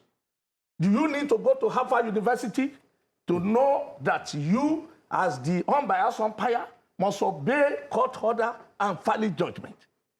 But in Amupitan's own, maybe because being a professor of law, you are lecturing in university, he has never practiced. Those people, the lawyers that are practicing, and they are in court every time, they know what the law says. Amupitan's incompetence, I'm telling you here, I met him one-on-one. We discussed on this matter. And to tell Nigerians, I want to show the incompetence of Amupitan to Nigerians today. He put a judgment, one judgment done by one justice in Wete, which that judgment was not a judgment that even he himself as the professor of law should have brought to the table, because he did not know that the matter was struck out. If you as a professor, you came with a document to a meeting to meet us, and you did not know that the case, you want to use that this is the reason why you are yet to update the records of NNPP according to the other fresh judgments. It was our lawyer that now called his attention that my chairman, with due respect, can you look at page 18 of this judgment? And once a matter is struck out, you can never mention that matter again. It is as if it has never existed. And a professor of law is coming to a meeting to say that. And another thing, he came to that meeting with a constitution that was not a constitution, that was conquisial constitution with this red color. And we raised and announced, we said, this is not our constitution. Because I rushed to Abuja for that meeting, coming through the airport to Hynec headquarters. So I have my bag with me. I look at my bag and saw our own constitution, and I bring it out, and I gave it to him. The constitution is still with him. I doubted whether he has even looked at that constitution. That is weighted judgment that he was talking about. The constitution of NNPP said it clearly and emphatically that the founder of our party, Dr. Boniface Okechukwu Anebola, is untouchable, cannot be suspended for a minute because he's a life member of the board. And this Dr. Anebola is the chairman of the board of trustees. So on the judgment that we first got, the court, in their wisdom, gave back the party to the board of trustees, led by Dr. Anebola. And it was Dr. Anebola that now write to Hynec that we must proceed to have another convention. And it was that convention that produced me as the secretary of the party. Because formerly, when Kwankwaso came, I was the chairman of the party in Ogun State. So during that convention, I emerged, and Dr. Major Abu, who was the publicity secretary then, emerged as the national chairman. Now, Kwankwaso and his group now went to court, FCT. So when Amupita too was talking of forum shopping. You will know that he's incompetent. I'm saying this man is incompetent. I repeat it. Amupita will put us into trouble if we should leave him there. Because how could you come and talk about forum shopping when another party, the Kwankwasia group, were the one that dragged us to court in FCT to stop our convention? And I was in court, and they called the case was going on, and we explained at that court, and the court said that it is an internal affairs of our party, and that our constitution says that we can go ahead with that convention. And that matter that Kwankwaso and his group brought, Yusuf was still with them as governor. It was Yusuf that funded all the matter. Now, that case was dismissed by Justice Hassan. And this Amupita is still talking about forum shopping. We are not the one that took them to court. And when somebody dragged you to court and tried to stop your convention, is it not right constitutionally that you should go and defend yourself? We defended ourselves and we won. And that was why Yusuf left the party. Because Yusuf said that with what is going on, the party is now out of the hand of Kwankwaso and this group. And he will not want to betray Kwankwaso to say that he has not joined forces with us. So it's better for him to leave the party and join APC. And that if we should have waited in the party, like if anybody should be given any ticket by the Kwankwasia group, we are the valid, authentic leader of the party by the judgment of the court. So it wasn't really about aligning himself with the center, as most governors have said, you know, as their reason for moving. No, it was the crisis that pushed him away. But the Kwankwaso camp still feel he betrayed them. No, why? You know, if I am saying it here now, that the camp of Kwankwaso are not even qualified to talk about betrayal. All right. Because they are the biggest betrayer. Why? They betrayed the trust of Dr. Boniface Okechukwu and Eboda. The trust that he gave to Kwankwaso to give him the party, the leadership. This is an Igbo man that gave you an Hausa Fulani person his platform. Even when Obi was running, Obi came to us in NMPP. Kwankwaso told them that he was bigger and larger than Obi. He did not allow Obi to stay before Obi went to Labour. It was NMPP that was the first call for Obi. So and the mistake that Obi did was that your brother, Dr. Boniface Okechukwu and Eboda, is the owner of the party. And you are from Anambra, even from the same local. You can't go to your brother. You now went to Adausa Fulani over there, and at that place, they shut him out. Now, what I'm saying now here is that Dr. Boniface Okechukwu is a pan-Nigeria. He gave the platform to an Hausa Fulani to run in 2023 election, even when his brother was also running. So how do you want to bring unity? But Kwankwaso disappointed us. He betrayed the trust given to him by Dr. Boniface Okechukwu and Eboda. So he's not qualified even to call Yusuf a betrayer. All right, let's pause on that. We'll go on a very quick break. When we come back, we're still looking deeper into this conversation, so please stay with us.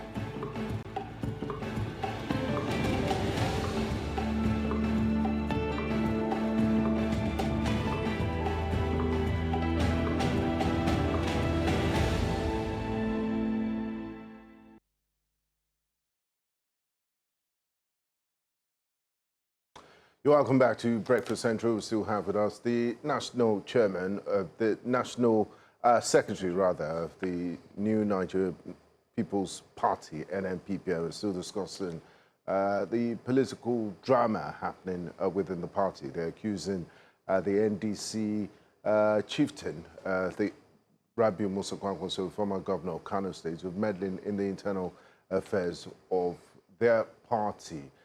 Before we went on that break, we've highlighted quite a number of issues. And I want to follow up with this, that because you talked about a peace meeting with Governor Makinde, where you were all eating kilishi and, you know, everything seemed okay. Just after that meeting, we're hearing this, that Senator Rabi Musa Kwankwaso should stop interfering in the affairs of your party. But he has since left your party, so why is it an issue?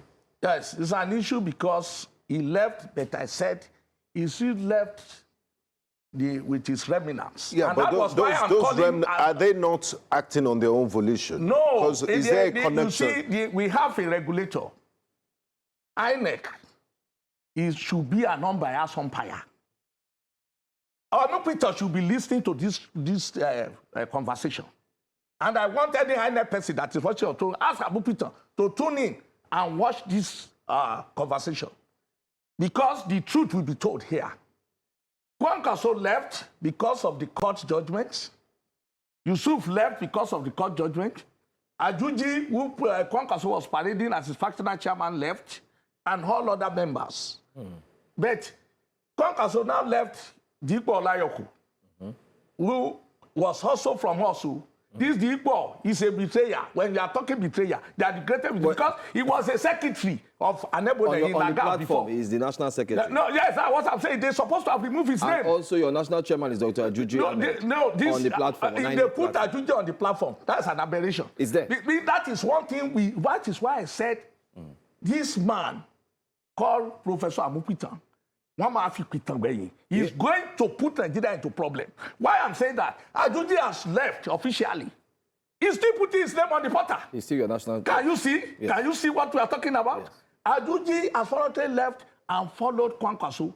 And even at the ADC convention, Ajuji was the secretary of that convention organizing committee. And we told Amupitan all this. If this thing is happening within internal scrabble within a party, how do you think that an Amupitan will midwife an election that will be free and fair in Nigeria? I'm calling him out, Mr. President, our own Baba, I'm calling you. I can be Omolodo there. Don't allow this man to put you into trouble. This man called Amupitan. Because if we mess up the president, everybody will think that it is Tinubu that is sending him to the, but it is due to his incompetency. Look at it now. You are having it in this digital age. You still have the name of Ajuji there. Is it Tinubu that will come and remove Ajuji name there? But isn't that mean somebody him? The president must let me speak for the president here. Hold on. The president must have seen his competence and deemed him competent before appointing him. Looking at his track record. Let me tell you this. When you are appointed here, you are the one that is defending your competence now. Somebody may have recommended you that we have a very beautiful lady that the face will be very good on television and with good accent, with knowledge of this and that. That person will not do this job for you.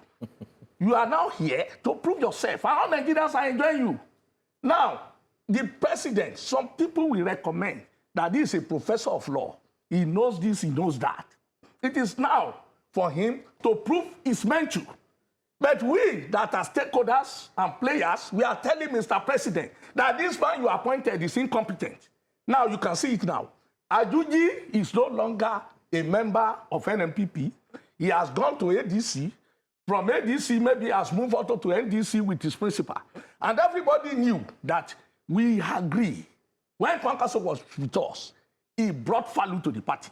The face of NMPP was Kwankwaso. And Kwankwaso, for a judgment of a court, to pursue Kwankwaso, because my argument then was that, Senator Kwankwaso, you are a tenant here.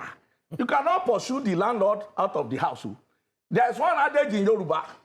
Plenty àlejò bá gba ìyàwó onílé, àlejò ni ó lọ. Bónílé gba ìyàwó àlejò, àlejò ni ó lọ. I will interpret it. If you are a tenant and you dey chase the wife of your landlord, if the landlord catch you, now you go pursue, now you go out too. If the landlord sue, they see say your wife, you get very good body and you want to catch your wife, and you now say, this landlord want to marry man, now you too go pack out. So I told Senator Kwankwaso that you are a tenant here, and they left. But when the tenant is going now, he now left some of his slaves and some of his remnants to still occupy some rooms. But sir, the use of language, slaves and remnants, these are members of your party. No, they have been expelled. Don't you think it's too No, it's, they have been too harsh? It's not too harsh. Your language is too harsh. It's not too harsh. I'm saying it that Oladipo Olayokun is an ingrate, number one. I repeat it, I can defend it. That's your former national secretary. Yes, he lacks integrity because it was Dr. Anebude that raised him up. Why do you say he lacks integrity? That's it. The integrity is this. You must be able to stay firm in the face of truth. That's one thing about me. Whatever happens, you must speak truth to the power. Because lies have an expiring date. How could lawyer Olayokun still be left behind as a remnant and still think that he can enter the party from Dr. Anebude? He was the secretary in Lagaf under Dr. Anebude. And even it was not him that was to be appointed, it was I myself that said that, Baba, let us use him. He said, he has never lived in Abuja. I said, he has been secretary under your watch now. Because at that point, we ceded the chairmanship to Kwankwaso side. We took secretaryship, thinking that it's going to protect the interests of the original NNPP members. But he betrayed everybody. Now, if that person now should come to, does he lack integrity? You don't know how he got to know Dr. Anebude. It was on a program like this, I think on Born Television or something, that he started interviewing and there's, okay, young man, you are very good, you can come and... Okay, so he was a media person. He was a media person. Okay. So how could you be a media person and you won't have the integrity to speak truth to the power? Well, now, the point is this. All the remnants there, I even said it's not their fault, it's the fault of Amukwita. Because what you are seeing here is the incompetence of the INEC. Now, how do you think these people will be able to upload correct results? People that have left, even as officers of the party, that have resigned, that have been expelled, and were caught of a super jurisdiction, valid jurisdiction, stated that the name of Major Agbo and Ogini should be uploaded within 72 hours. Abubuita refused. They said the logo of the party expressly directed by the court. So there was the reason why we now press committer case against Amukwita. We have served him you've taken from 28 and from 29. Yes, he is already in court to commit him to prison. And if the judgment is against him, he can no longer qualify to superintend on the election in Nigeria. So let's take it from... For committer is when you refuse to obey the judgment of the court. So as we speak this morning now, Professor Josh Amukwita has cases to answer. Yes, from and it's already and also from the PDP faction of Turaki. I may not be able to talk for people. No, you're not speaking for them. We're just highlighting. But for me, what I know of Amukwita is that what he's doing is a criminal act. You are an unbiased umpire. The judgment of the court has come. So you obey. Let it be your own. Just to obey. Okay. If the other faction come with their own judgment, you will now obey. But this one is crime more than the belief. He wants to be holier than the Pope. Why should Lee now want to take one side? And you brought a judgment to even defend the Kwankwasia group, the judgment that is invalid. He must be ashamed of himself. Do you know one thing happened that day? He must check himself. The other federal commissioner were there. They were just looking at him like this. Because they know that he has fumbled. His own people? His own people. That they were just looking at him. Now ask them, who has anything to say? Nobody talk anything again. Okay. They just left him to his fate. Let me ask you, on the INEC portal now, we also have Ahmed Balewa as your national treasurer. You see everything you have there. One more person. You also have Chief Aneni Clement. He's actually your financial secretary. Are these people still managing money? Who's the national publicity secretary? No, there's none. They didn't put it you know, Ladipo has gone. It is this judgment that pursues. You will know Ladipo Johnson now. Yeah, this valid judgment pursue Ladipo away. Most of them that have integrity. Did he pursue him when he left? No, if the party is in their hands, they wouldn't have. I told you that they are tenants in NNPP.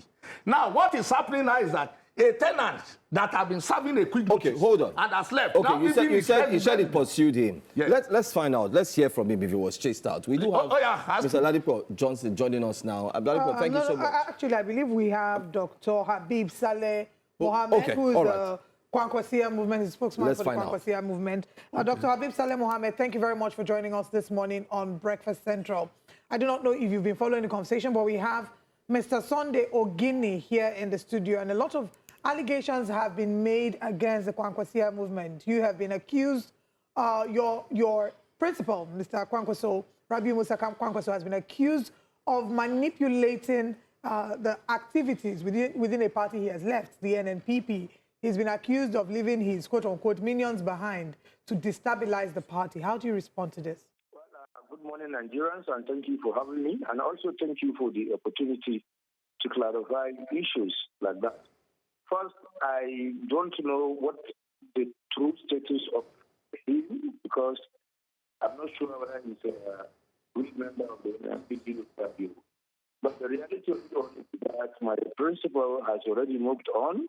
He has already teamed up with Peter Obi and now the vice presidential candidate of NDC. And I believe with him, with millions of people are actually doing the same. But I want to ask one particular question. Today we are not with the governor, Abba Kabir Yusuf. Abba Kabir Yusuf is still claiming to be a Konkwasiya. He's still wearing our red cap and what have you. So I don't know if he cannot be able to understand certain beliefs. Also, I moved to NDC, and if there are other people who are his associates who still believe that they can continue to relate with him because they are not actually enemies, you understand? I don't see any reason why he is not going to maintain some line of relationship. But I believe not to the extent of telling them or asking them to do one thing or the other against maybe their own party or what have you. So Konkwasiya is a very principled person, and when he moves on, and he takes directions and as per his own belief and conviction. He is in NDC. He's working very hard to ensure that the NDC have reached exactly its own pinnacles by taking over the government of Bola Ahmed Tinubu, and millions of other people that have followed him are actually doing the same thing. So it's not going to be Okay, while we're still, thank you very much for joining us. There are also some things that have been said by Mr. Ogini. He has said that Mr. Kwankwaso is not the rightful person to speak about betrayal because he betrayed the founding members, members of the party, and that the reason why he did leave the party is not necessarily because of his own issues or his own desires, but because of a court judgment, and it was that same court judgment that made Governor Abba Yusuf leave the party, and that he has acted, in a manner that is lacking in integrity. You see, the reality of it all is that there are people that believe that a party is just their own, just wants to transact business without actually thinking of what politics is all about. There are people that believe politics is just a small business where they should just actually be there to make money, to actually relate with others, blackmail others, and what have you. You understand? When you talk about people that build themselves, you understand that rose to a certain level where they have a larger followers. Those people are not running politics just for a mere few or two things, you understand? Now, ask him what is his own relationship with Abba Kabir Yusuf. Abba Kabir Yusuf has been sponsoring them, has been the one that actually working with them to destroy the NNPP. And they know that very well, you understand? And we just give them that space so that whatever relationship they have, you understand, they should continue to build on that. Konkwasiya is not going to stay behind to continue to find small fights as they continue to bring it. And they are the only ones that they believe the party should be a personal property. I know what we are onto. A party, once the party becomes the people's property, not just our one person, not the person that actually went and registered the party and what have you. There are rules. The constitution has to be followed. Despite the fact that maybe a person can come and maybe develop or create a party, you understand? He has to work with the document, you understand? And also the people that are there in the party should have an equal right, you understand? So I don't know where they are bringing this idea, but the reality is that these are the people that will never mind their own business. They will never try to build on anything other than trying to spoil somebody's name, maybe use that, because that's the only thing. Otherwise, somebody that has moved on, he has never turned his back to talk about you, they feel the only way for them to remain relevant is to continue to castigate or use his name for something else. And I think that is what they are doing, and that's what they will continue to do. You understand? If you are claiming to own a party, or you are claiming to be in the leadership of the party, concentrate on doing whatever it is that you feel necessary to fulfill that party or to prove your own particular position in that party. Otherwise, I think it's just that each time they need any ticket, you understand, for a mail, they begin to smear somebody's name, they begin to talk about that person and his personality and what have you. And I think most of them are there around. We have seen what Abure is doing to the name of Peter Obi, you understand? And each time he wants to be relevant, he wants to camera, you understand? He begins to throw a jab at that. And I think that is just what they are actually doing. Otherwise, you know, there are certain things you don't really have to join issues about. But sometimes for a sake of clarity, we need to make it very, very clear. Konkosu has moved on. He has people not only that people. Dr. Mame, thank you so much for those points. I mean, he said that they've moved on the move. But what's your reaction, finally, to what he said? Yes, my reaction, finally, number one, is to ask him a question. If they said they are moving on, we wish them well, wherever they are going. But what we are saying is that as a tenant in our house, let them come and pack their bags and baggages. Why are they still leaving their remnants, like Olayoku, Prince Onu, and others, to cause trouble in our party, on the INEC something? And why are they still dealing with INEC? Because I will not say what I can substitute here, but the action of the chairman of INEC suggests that he's working in tandem with Kwankwaso belief to make sure that he did not allow NMPP to function after he has left. Because somebody told me that Kwankwaso believed that he built NMPP for us. We have been in system for 22 years before he came, and we were never the register. We have been winning elections. But whatever he think he could do to destabilize the party, that is why he left his seminar. I want this Abib and other people in Kwankwasia to ask their members who are still marauding and parading and masquerading as NMPP to leave NMPP and join them in the NDC. We wish them well. And I'm telling Amupita now to do the needful, to obey the valid court judgment. If he can't do that, he should leave that seat. Baba, the president, we respect him. We will not attack the president here because we know that you appoint people, you will not do the job for them. So nobody should blame President Tinubu for incompetency of Amupita. It is for all Nigeria to call on Tinubu to remove him. We have many Nigerians that are competent and can be impartial. Anybody that wants to occupy that position should not be partial. I want to say it loud and clear that Amupita's time has gone and he must resign or he must be booted out by Mr. President.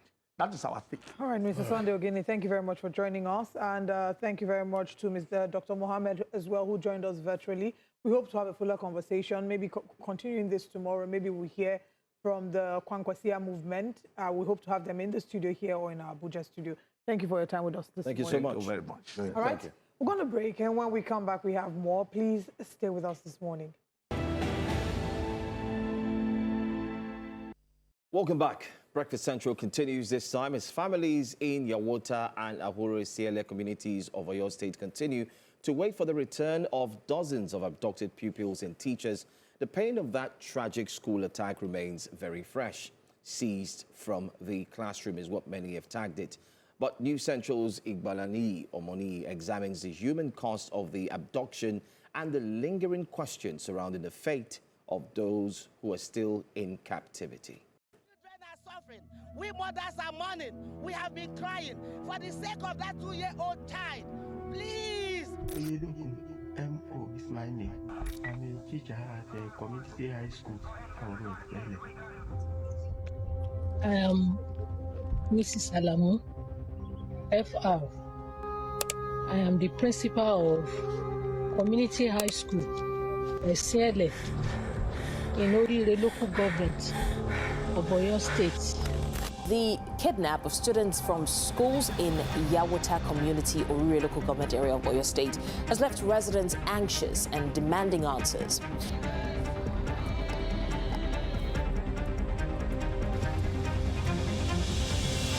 We want our children alive. It's been so long. They should please. We are begging. We are pleading with the government. Have mercy on me. I have no one here.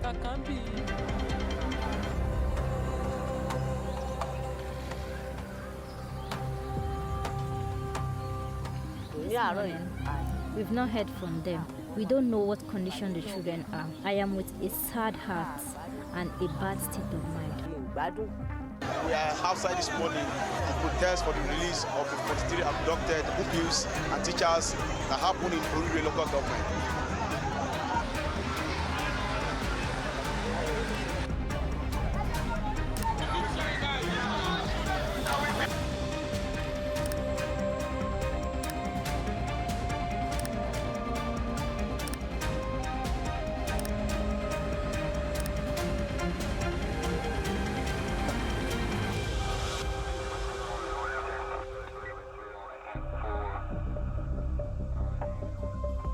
In the quiet communities of Yawota and Hauru Esiele, Oyo State, a place where school bells once marked the rhythm of daily life.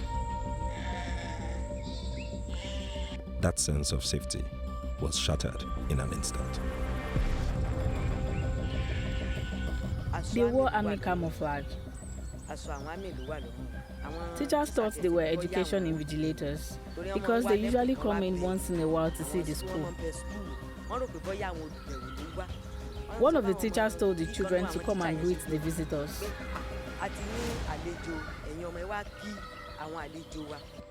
Only to see guns and gunshots started. Everyone started running. The teacher, who escaped through the window, was shot. How did they transport the kids? They chased after them and caught them. They came on motorcycles, not vehicles. Also, they took motorcycles of residents of the village and loaded the children. They carried the principal's vehicle and loaded the children inside the trunk. When they got to the river bank, they offloaded the children and set the principal's vehicle ablaze.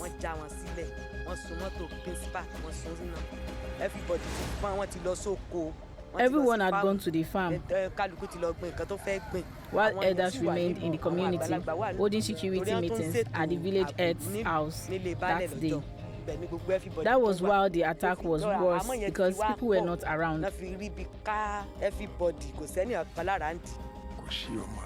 No child can go to school because what happened is a surprise to us. They didn't pass through the community.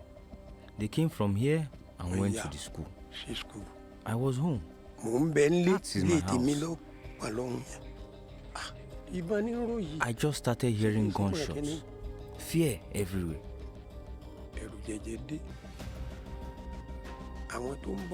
People coming from the town to check what is happening in the school. We are inside the bush.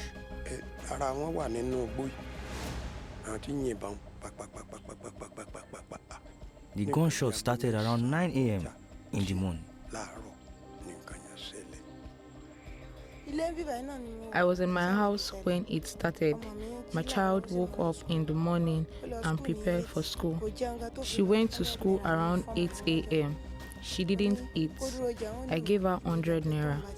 I told her to eat before she went.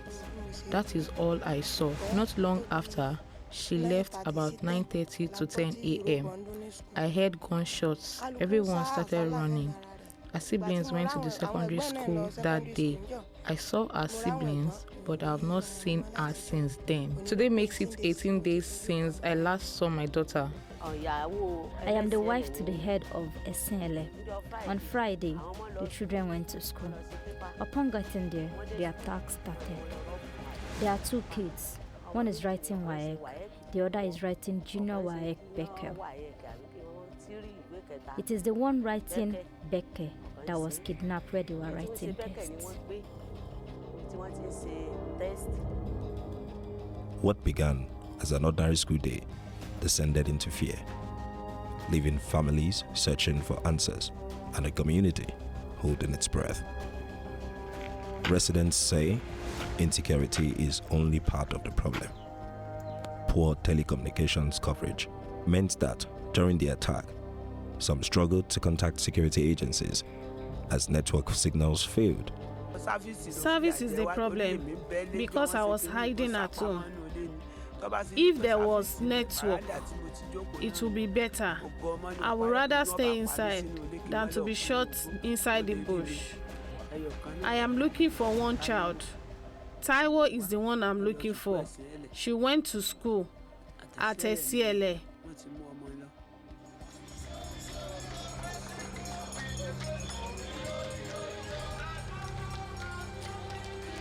In Ogbomoso, teachers, principals, parents, and community members gathered in protest. They prayed, marched, and called for urgent action. Their message was simple: bring the children home. Bring the teachers home alive. It has been on, and we're looking at it coming down to the south. The federal government should rise now and make sure that all the military and all the security operatives go into that place with full intelligence and get these children out for us. Our children are suffering. We mothers are mourning. We have been crying for the sake of that 2-year-old child.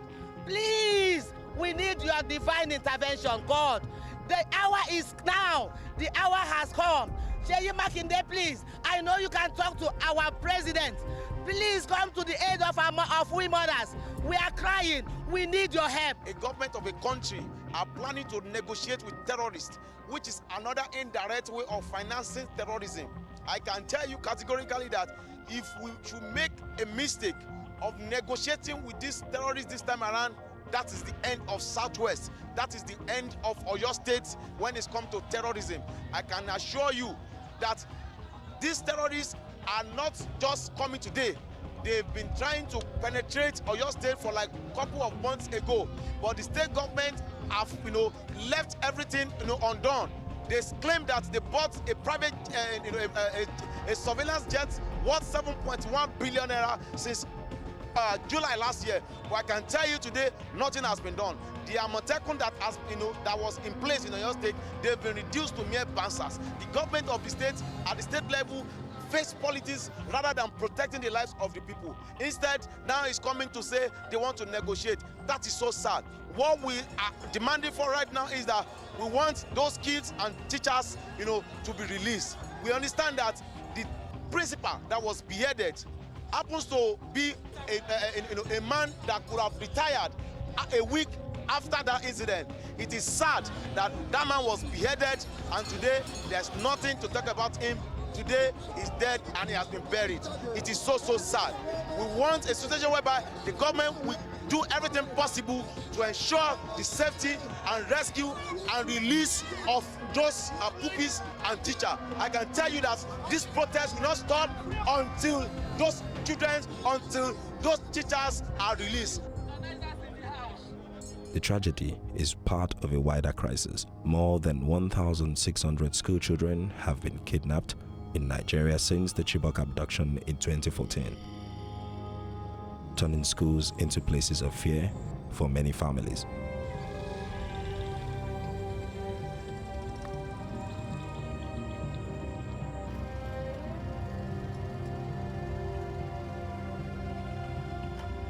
As security forces continue rescue operations across neighboring communities, families wait. And across Ogbomoso and beyond, one question remains: when will they come home? The ugly incident occurred on 15th of May 2026, but the leadership of the union felt that shutting down the school may not bring up the immediate results that we actually required. The recent video they released over the weekend asking the principal and one other teacher there to be appealing to the government on their behalf, and the threat that came with it, that another person had been lined up. We don't want to keep quiet. We don't want to assume that nothing could happen because they didn't give us any warning before they beheaded one of the captors at that time. As Nigerians, any Nigerian that is affected is concerned because we equally have children, we equally have people in our villages. So we know how it feels and we feel your pain. We have listened to your demands, to your requests, to your appeals. And just to assure you that members of the armed forces, the police and other security agencies will continue to work very hard until all the children and everyone that has been captured both here and everywhere in Nigeria is returned home safely. By God's grace and the cooperation, we will bring back our children.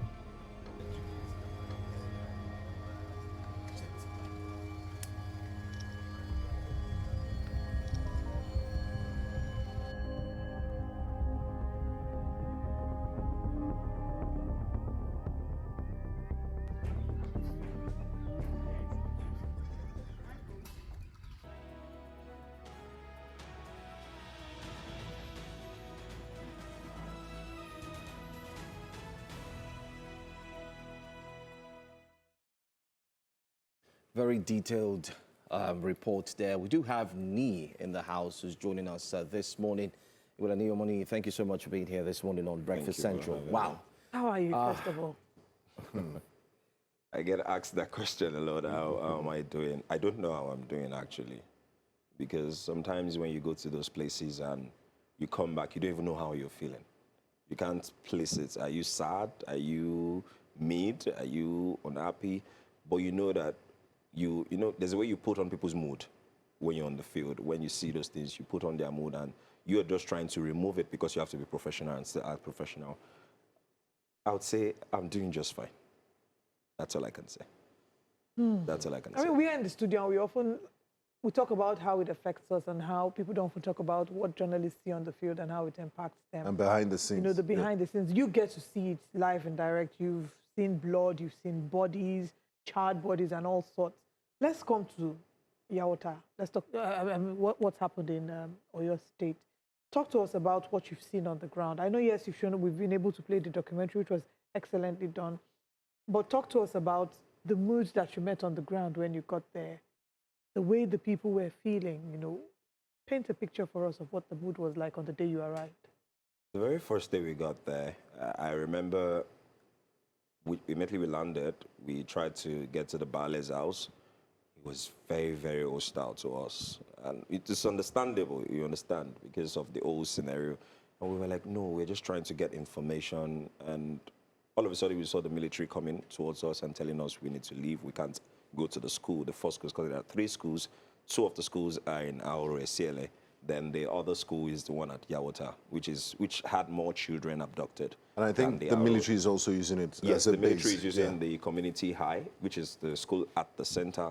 There's one on the left, one on the right. Then they've turned one to a makeshift security base where they are operating from.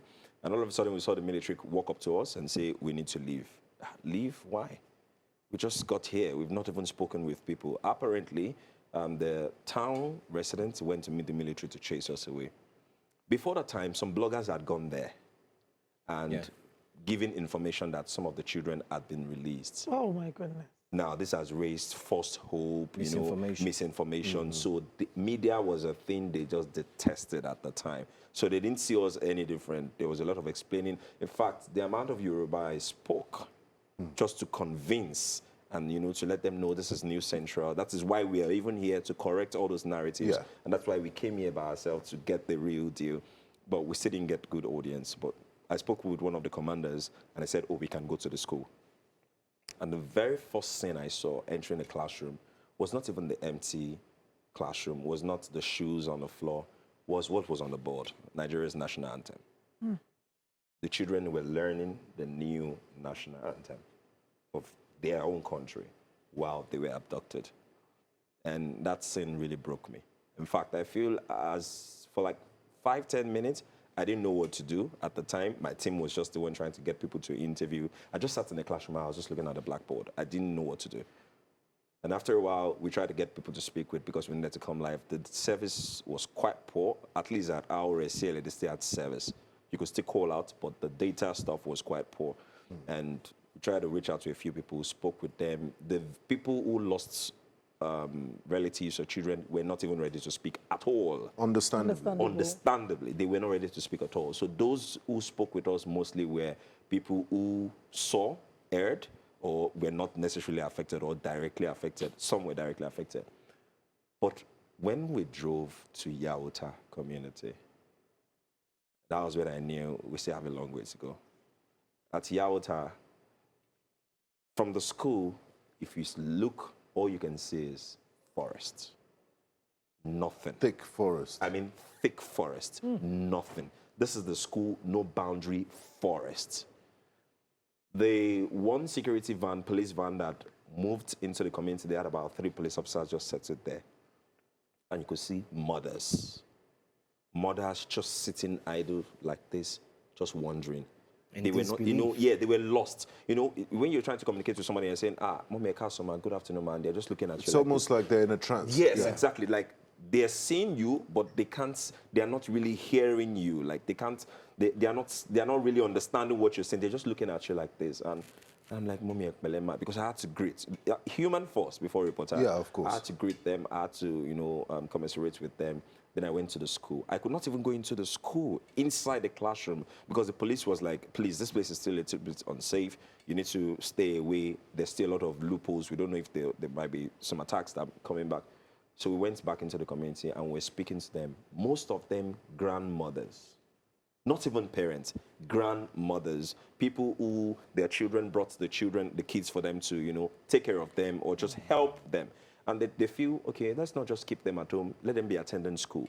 Let them be attending Yawota primary school. And all of a sudden, all these children are gone.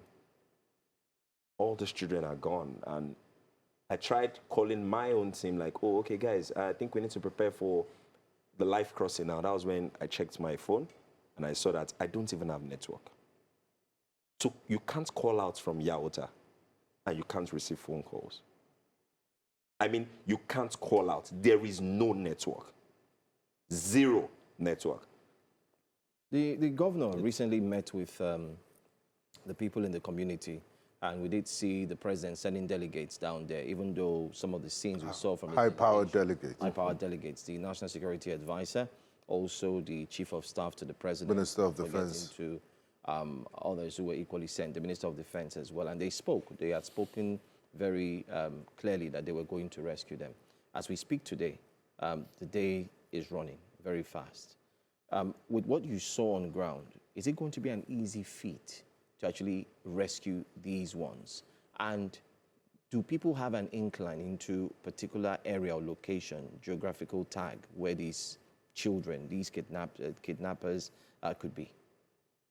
Actually, I think the people do, because the communities are surrounded by game reserves, abandoned game reserves.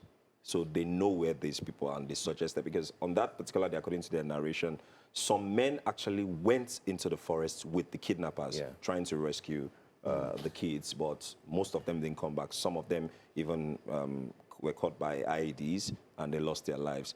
And which is why, for the Yawota, they lost more children. For the RSCLA, they lost more men, not necessarily children. So the pain is not necessarily the fact that their kids have been kidnapped, but because they've lost men. Most of the men, fathers, most of the men in the community. Did you say IED? Yes, IED. So the kidnappers had placed IEDs yes, they just have. in case anybody's caught? Yes. And they showed us some pictures. They refused to share.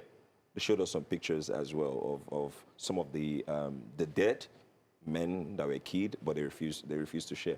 Now, but a day after, when we came back to Ogbomosho, there was a protest by the Union of Principals and Teachers, and they marched to the Shon of Ogbomosho, is like the Oba there, and he mentioned that they know that the military actually knows where the kids are. They know where they are gathered, but that if they charge in, there are going to be more casualties. There are going to be more people that will die. And of course, we're talking about children. in this case. And you want to reduce collateral damage. Exactly. If at this point, a lot of people, there's already chaos because someone was beheaded, one of the president was beheaded. Imagine if it's the children now you see being dead. That's what they said is stopping them for now.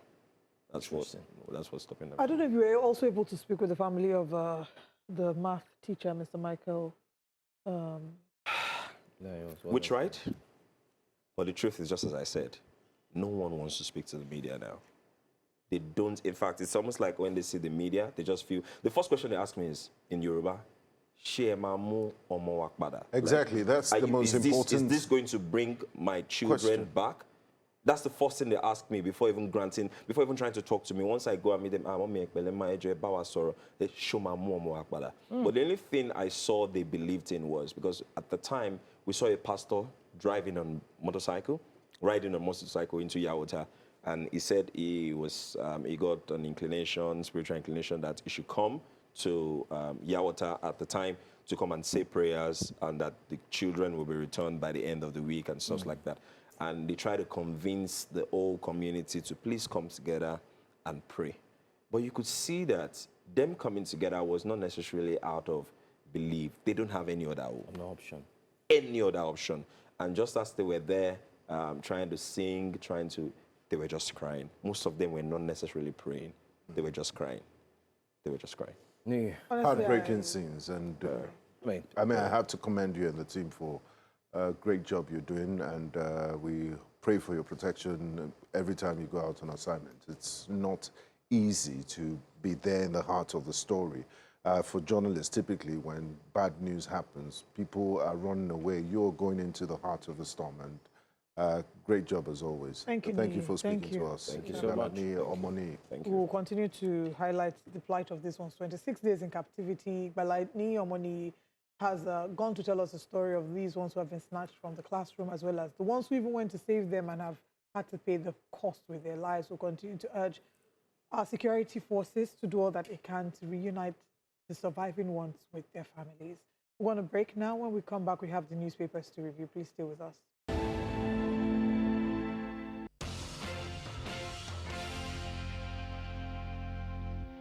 Thanks for staying with us here on Breakfast Central. Time for the front pages of the newspapers. We do have Mr. Oluchi Ugbowan joining us. Good morning. Yeah, good morning, Joe. Good morning. Good morning. Good morning. Good morning to all. We'll be moving from one story to the other. Yeah, that's how it is. But maybe on a lighter note, today I decided to switch off of all the interesting news that we have in the country. The woman that produced this man that is speaking to you today, clock 75. Wow. I feel like I should celebrate her because she gave me the... If she had decided to waste me out there, I won't be here today. Happy birthday to your mom. What's her name? Olanike Okwade. Mrs. Mommy Olanike Okwade. Happy 75th birthday, ma. Oh, God bless you, Grandma. God bless you, Grandma. Happy birthday, and God keep you to see many more years. At least that can make me happy of all this. I was listening to all the news that your guys did. And incidentally, she's from Edo State. Wow. I just came back from Shaki, and I can corroborate what your reporter said. I went to Shaki 2 weeks ago, Joe Benga. I'm with you. I was blank of network. Blank of network. And I'm asking, so if anything happens here, the first thing you should do is to see how you can quickly call 1 or 2 emergency call or anything. But even when your phone is not even having network. That's really terrible. So I can read meaning to what the guy was saying. I mean, it's day 26, and I'm sure that the papers should have some of that. We'll talk about that shortly.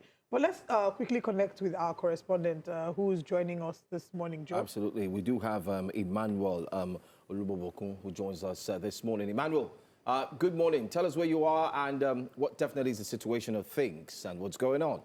All right, very good morning, Joe. I'm right here at a popular bus stop, Oluchi Ugbowan bus stop. Of people as regards the, the forthcoming election, general elections. We know, if you recall that for years now, we've been having the general elections within a period of February and March. Right now, it has been changed. It's now January the 16th for next year. And, within this period, these are still the celebration period where we have people still in their village and, celebrating the new year and, Well, there's like a distraction to when they will have the election, to when the election will hold. But I have someone over here that's going to discuss, although I've spoken to some persons before now, and they are saying that what the government is trying to do, they're only trying to just play games, in the sense that they're trying to cut down the number of voter participation for that very day, because that very period people are actually busy and they have other things they want to take care of. But I have someone that can quickly just share his own thoughts about what's actually going on, how he feels about it, and he's right here with me. I've spoken to so many have left, but I have just one person left to me. Very good morning to you. Yeah, good morning. Looking at the change of dates in January for the election, general elections coming next year, how do you feel about it? First, are you even aware about it? I just got to know of this, which I'm not pleased with, because I think the electoral umpire, INEC, should have at least prepared earlier, knowing fully well that election is just 4 years, it's done every 4 years. So there should be readiness. So coming out to change the date, for me, I think it's a gimmick, and then there is also a way which the federal government is trying to disenfranchise people from coming out on that set day to vote who their candidate is. Now, before now, after the 2023 election, the elect chairman or the electoral body ought to have gone to the table to like fix a date, not coming out to tell that election will be held on this date, tomorrow it will be changed. It shows that even the electoral body themselves and they are not ready to conduct a credible, free and fair election. Because if they cannot agree on a circumstance date that election should be held in a day and then everything goes smoothly, you come out and now start changing dates. I am not convinced with this. I think the APC government and the INEC chairman, in person of Amukuton, is an APC man. So he should not bring out that games. At this point, Nigerians need to know why the date is being changed.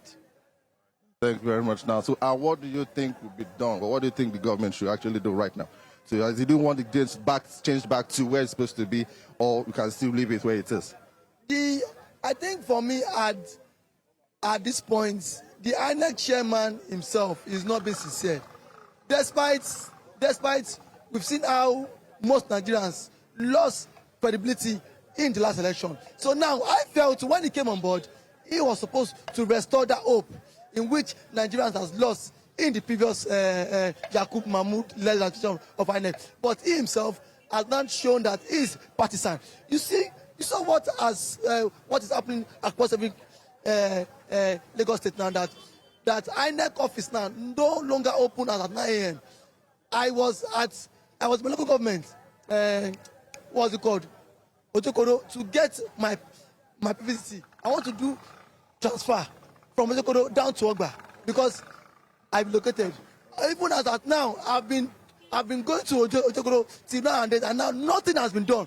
Systematically, they are trying to disenfranchise me of my constitutional rights, of my civil rights. So, no matter the dates INEC fix, I think INEC themselves is not sincere, and they are also they are also creating way for a particular candidate to emerge, and then which is the president.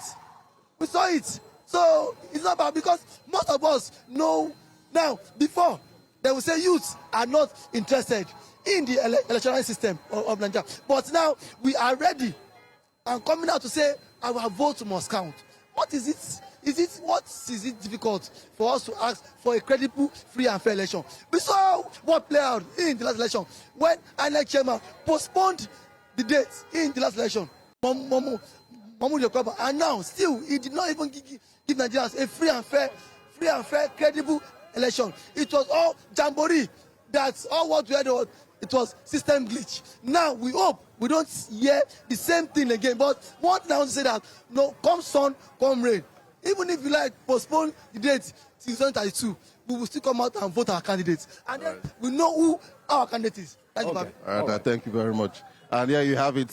He's actually agitated. I had to try and give him some sign languages to reduce, to just try and wrap up. Now, so many people like him are also doing the same thing. They've spoken about how they're agitated. I don't know if you can take one more person. I don't know. I would like to crave your judgments to give me just one more person who will be able to speak about this. Unfortunately, Emmanuel, we're out of time. We need to also touch base with South Africa very quickly on a shooting incident. But I want to say thank you so much. And I like the fact that News Central has taken it as a thing to ensure that we inundate, educate, enlighten, let people know that the elections will hold January 16 and also February 6. January 16 for the president, vice president, members of the National Assembly, and then, of course, February 6, which would actually be for the governors and, of course, the State House of Assemblies. Thank you for your time, Emmanuel, and well done. Good job, well done. Let's quickly come back before we go to the front pages of the newspapers. Let's also mention that we have another reporter who's on ground, and this time we're looking at a very critical situation, but we'll try as much as possible to ensure that she's ready and on cue. Mr. Chesson, let's go to the papers. Our very first paper this morning will definitely be the one that will be on the screen, and we'll take a look at some of the big stories. Maybe we should start with Al Jazeera? Here and there. Okay, all right, yes. Let's go with Al Jazeera very quickly. Very first paper this morning on Breakfast Central, and it has a story, Democracy Day. The lesson is clear, Akume says no substitute to democracy. Also, we have another one. Federal government establishes Ebola task force. OK's 10 billion naira for preparedness. 2027 elections timetable. INEC appeals conflicting court judgments. I think we should start with that since we have our reporter went on ground. What do you make of January 16, February 6, and then INEC still having to deal with litigations? Do you really think we're ready? That's the million-dollar question. Yeah, 1 trillion naira, almost. When you ask that kind of question, I ask myself that all of us are in this country. You see, most of the time we tend to take off the trust that the people are trying to build back in every administration. We understand the plight that the Electoral Act 2026 created some little adjustments to some of the things that they need to do based on people's request, and that is necessitating the adjustment. But what I would say is they've made enough announcements that regard the change in date, which is from February and March now to January and February. Indeed, we the citizen should be up and doing to make sure that we fulfill those obligations as at when due. For me, if they like, let them bring it to October. The most important thing is that create the date and be ready. And we, the citizen, are out to monitor the activities to make sure that the people's vote counts. That is the area I think that we need to actually look to. And when you look at the issue of appeal, it's the lawyers that will speak to it. Possibly everybody, we just want something that will create that relevance out of it. As far as I'm concerned, the Electoral Act stipulates that they should do everything, adjust the primaries, 300 days, and the other likes, and make sure, and it actually forced them to reduce the date. Let's all go back to the drawing board. Let every political party prepare towards that particular date. I know there are periods that even for schools, they can decide to change your exam dates. It doesn't depict that they are actually targeting one or two things. They must have had maybe one or two information, but I know that does not speak to this. So all I think we need to do is that there's still ample time. We have over 6 months to actually prepare for that in line with what we've seen now. This is just June, and we're talking about January. So all political parties can actually galvanize and see how they mobilize even the electorate to work in line with some of the promises that they will be giving to us. The truth of it is that there are a lot of promises without fulfillment. And that's part of the problem that we are faced with as a nation. Let's also talk on this story, because it's very big, and I wonder why it's not been getting enough coverage. A sad story about 4 people died in the derailment of at least 3 compartments. What are they called? The Daphne X Delta SSG on board derailed train. I don't like it when people do this. Everybody on that derailed train, life is valuable. It's not too palatable to single out an individual. And then, I mean, people actually lost their lives. Mr. Kayode Okwefa is the Director General of the Nigeria Railway Corporation. He was present on ground at the location of the derailment from Warri to Itakpe, where 4 people lost their lives about 2 days ago. And it seems to be a recurrent occurrence. Is happening too frequent. Some have pointed to sabotage of the rail infrastructure, and it's almost like our security operatives are too stretched. We're talking of guarding human beings. Now we still have to assign people to guard critical national infrastructure. How do we, is there any way we can, I mean, not to preempt investigation, but is there any way we could use technology to safeguard? Yeah, a lot of us have said it. These assets? days, I don't think physical presence of some of these military people that we are stressing is the way to go. I think the use of drones and other things that we've actually seen. You see when drones are used to capture some of these videos that we're actually looking at, and you see the visibility of some of the things, and how you can quickly swing into action, even capture the concerned people. You know, if that act is actually carried out successfully, the fact remains that most of the time we don't even know the perpetrators. They would have gone because you are looking for physical people to trail after them. And that's what technology even the manhole covers on the coastal road that is still ongoing. They've stolen a lot from the Victoria Island stretch too, and you wonder if these people are ghosts. The most important thing that the government needs to invest in now is technology. Drones where even while we are sleeping, it's the equipment is working and you are able to trail. Take, for example, in individuals' home now, people are installing CCTV. Yes, you don't need to be at home. While you're on your phone, you are monitoring activities that are going on. Those are things that we saw as a luxury for big men those days. It was almost like a James Bond type of thing that is not happening. But practically every home are installing these. Possibly you have an house help, you want to monitor activities, or you even want to trail things that are actually going. You also want to watch what your workers are monitors what is going on there. So everything is technologically driven, and I think that is the aspect government should be looking at. Because when you have to wait for security personnel, they are trailing human beings. They are running after the asset. When you even get the asset, you cannot even identify. But these are things, if you are at the comfort of your home, you are monitoring those activities. And that's enough even for those perpetrating that thing.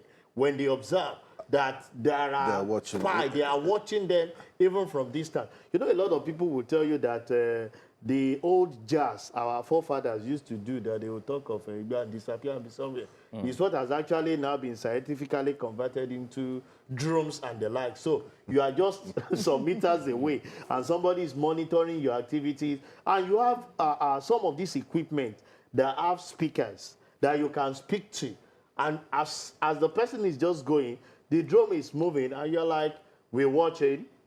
Just look to your right. I mean, I'll tell you but this is exceptional. It's the extreme end of drone technology, what they do, and it's really, really sad. The Israeli military, they use quadrocopters with the sounds of babies crying for help to lure Palestinians, and now they've started using it in Lebanon, and then when they come, they execute them. For every technology, there is always the advantage side of it and the disadvantage side of it. But for us here, I think we need it to actually salvage the situation where we found ourselves. So you can imagine if you have drone activity in Ogbomoso, where those activities are, you can actually pinpoint and say, okay, this is the direction they move to. 18 days behind the day, we are yet to even have an idea of where those people 18 are. days or 26? It's 26 days. Exactly. So you can imagine, I keep asking myself, are you sure they are still in that forest? They are in the forest, according to our reporter, I mean, from what is gathered. But we'll come back to talk about that.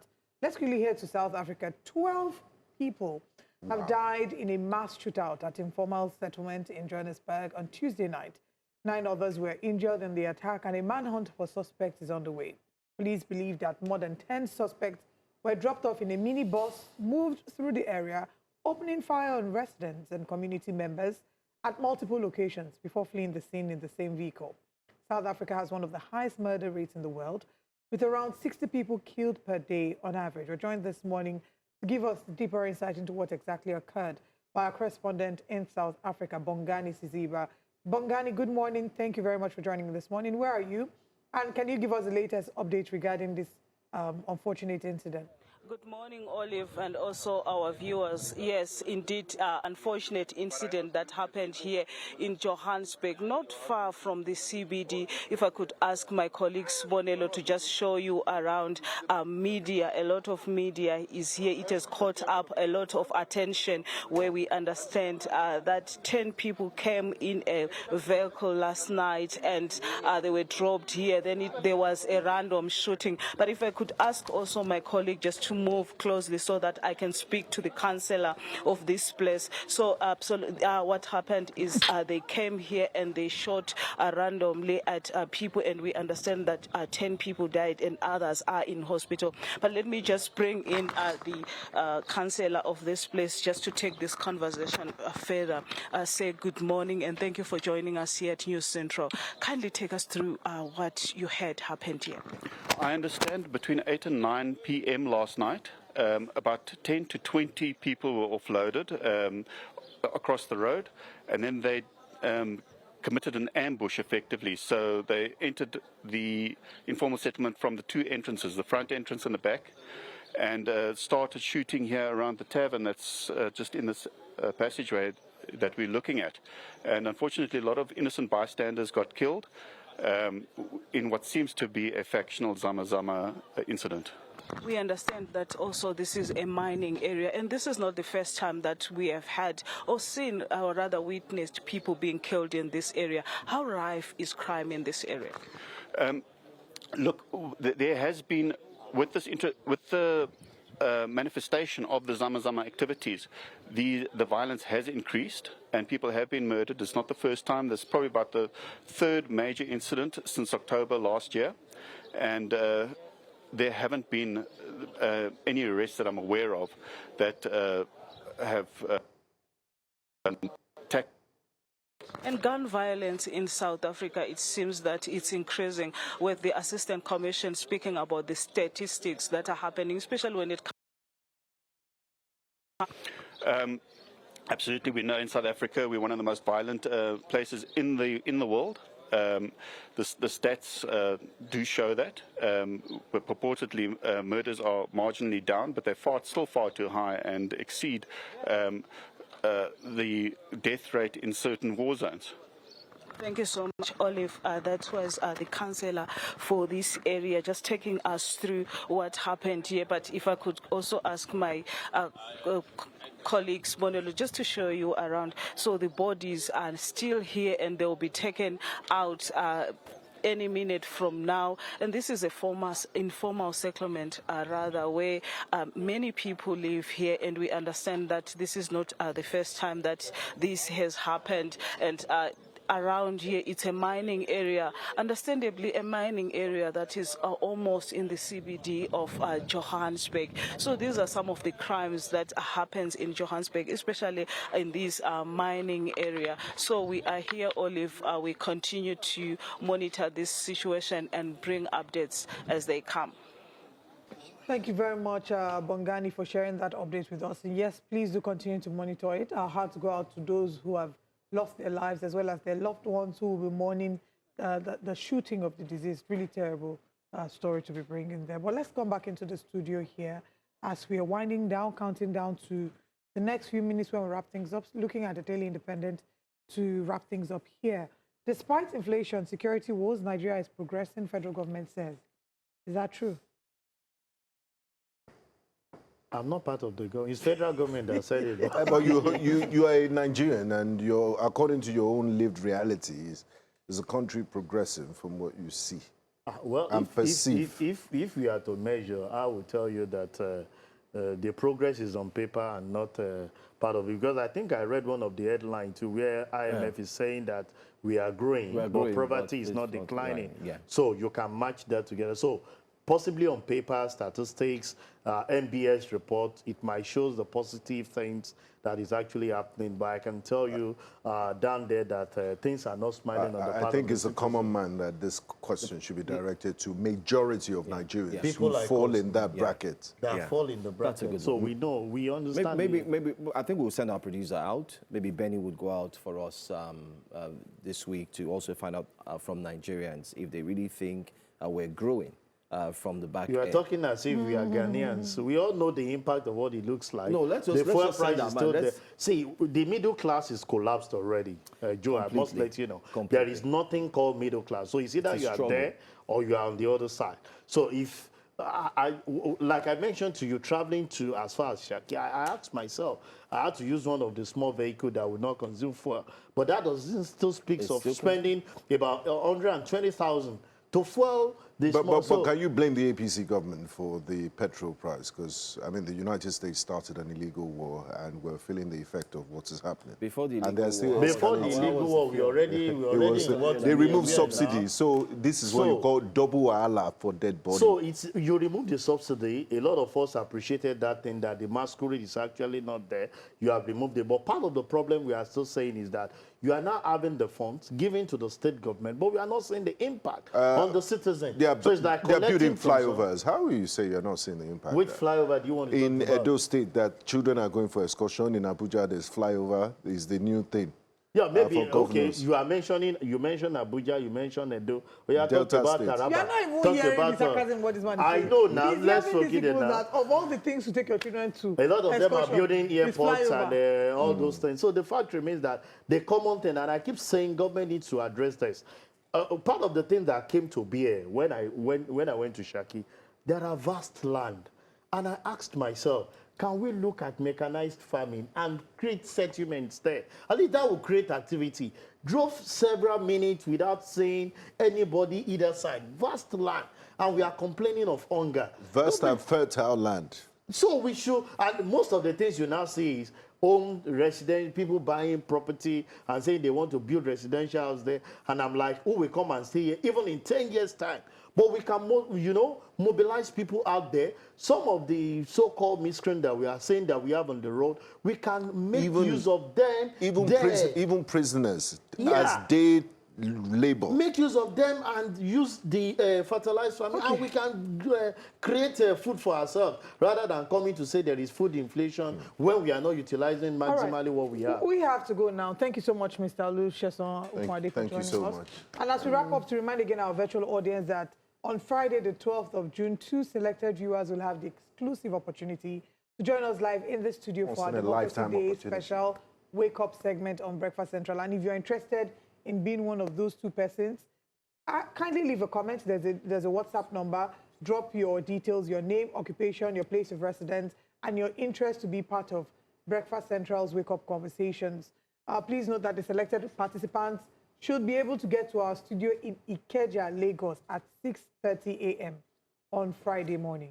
Please make sure that you can get here at 6:30 a.m. Olive, just before we go, the petrol has been very expensive. And since you live around the coastal area and around coastal area, I used to see horses. Please, can you help me price white horse? That's what I want to be riding to walk. I will pick Johansson along the way. Small thing. We'll see you tomorrow. Take care. Have a wonderful rest of the day. Bye-bye.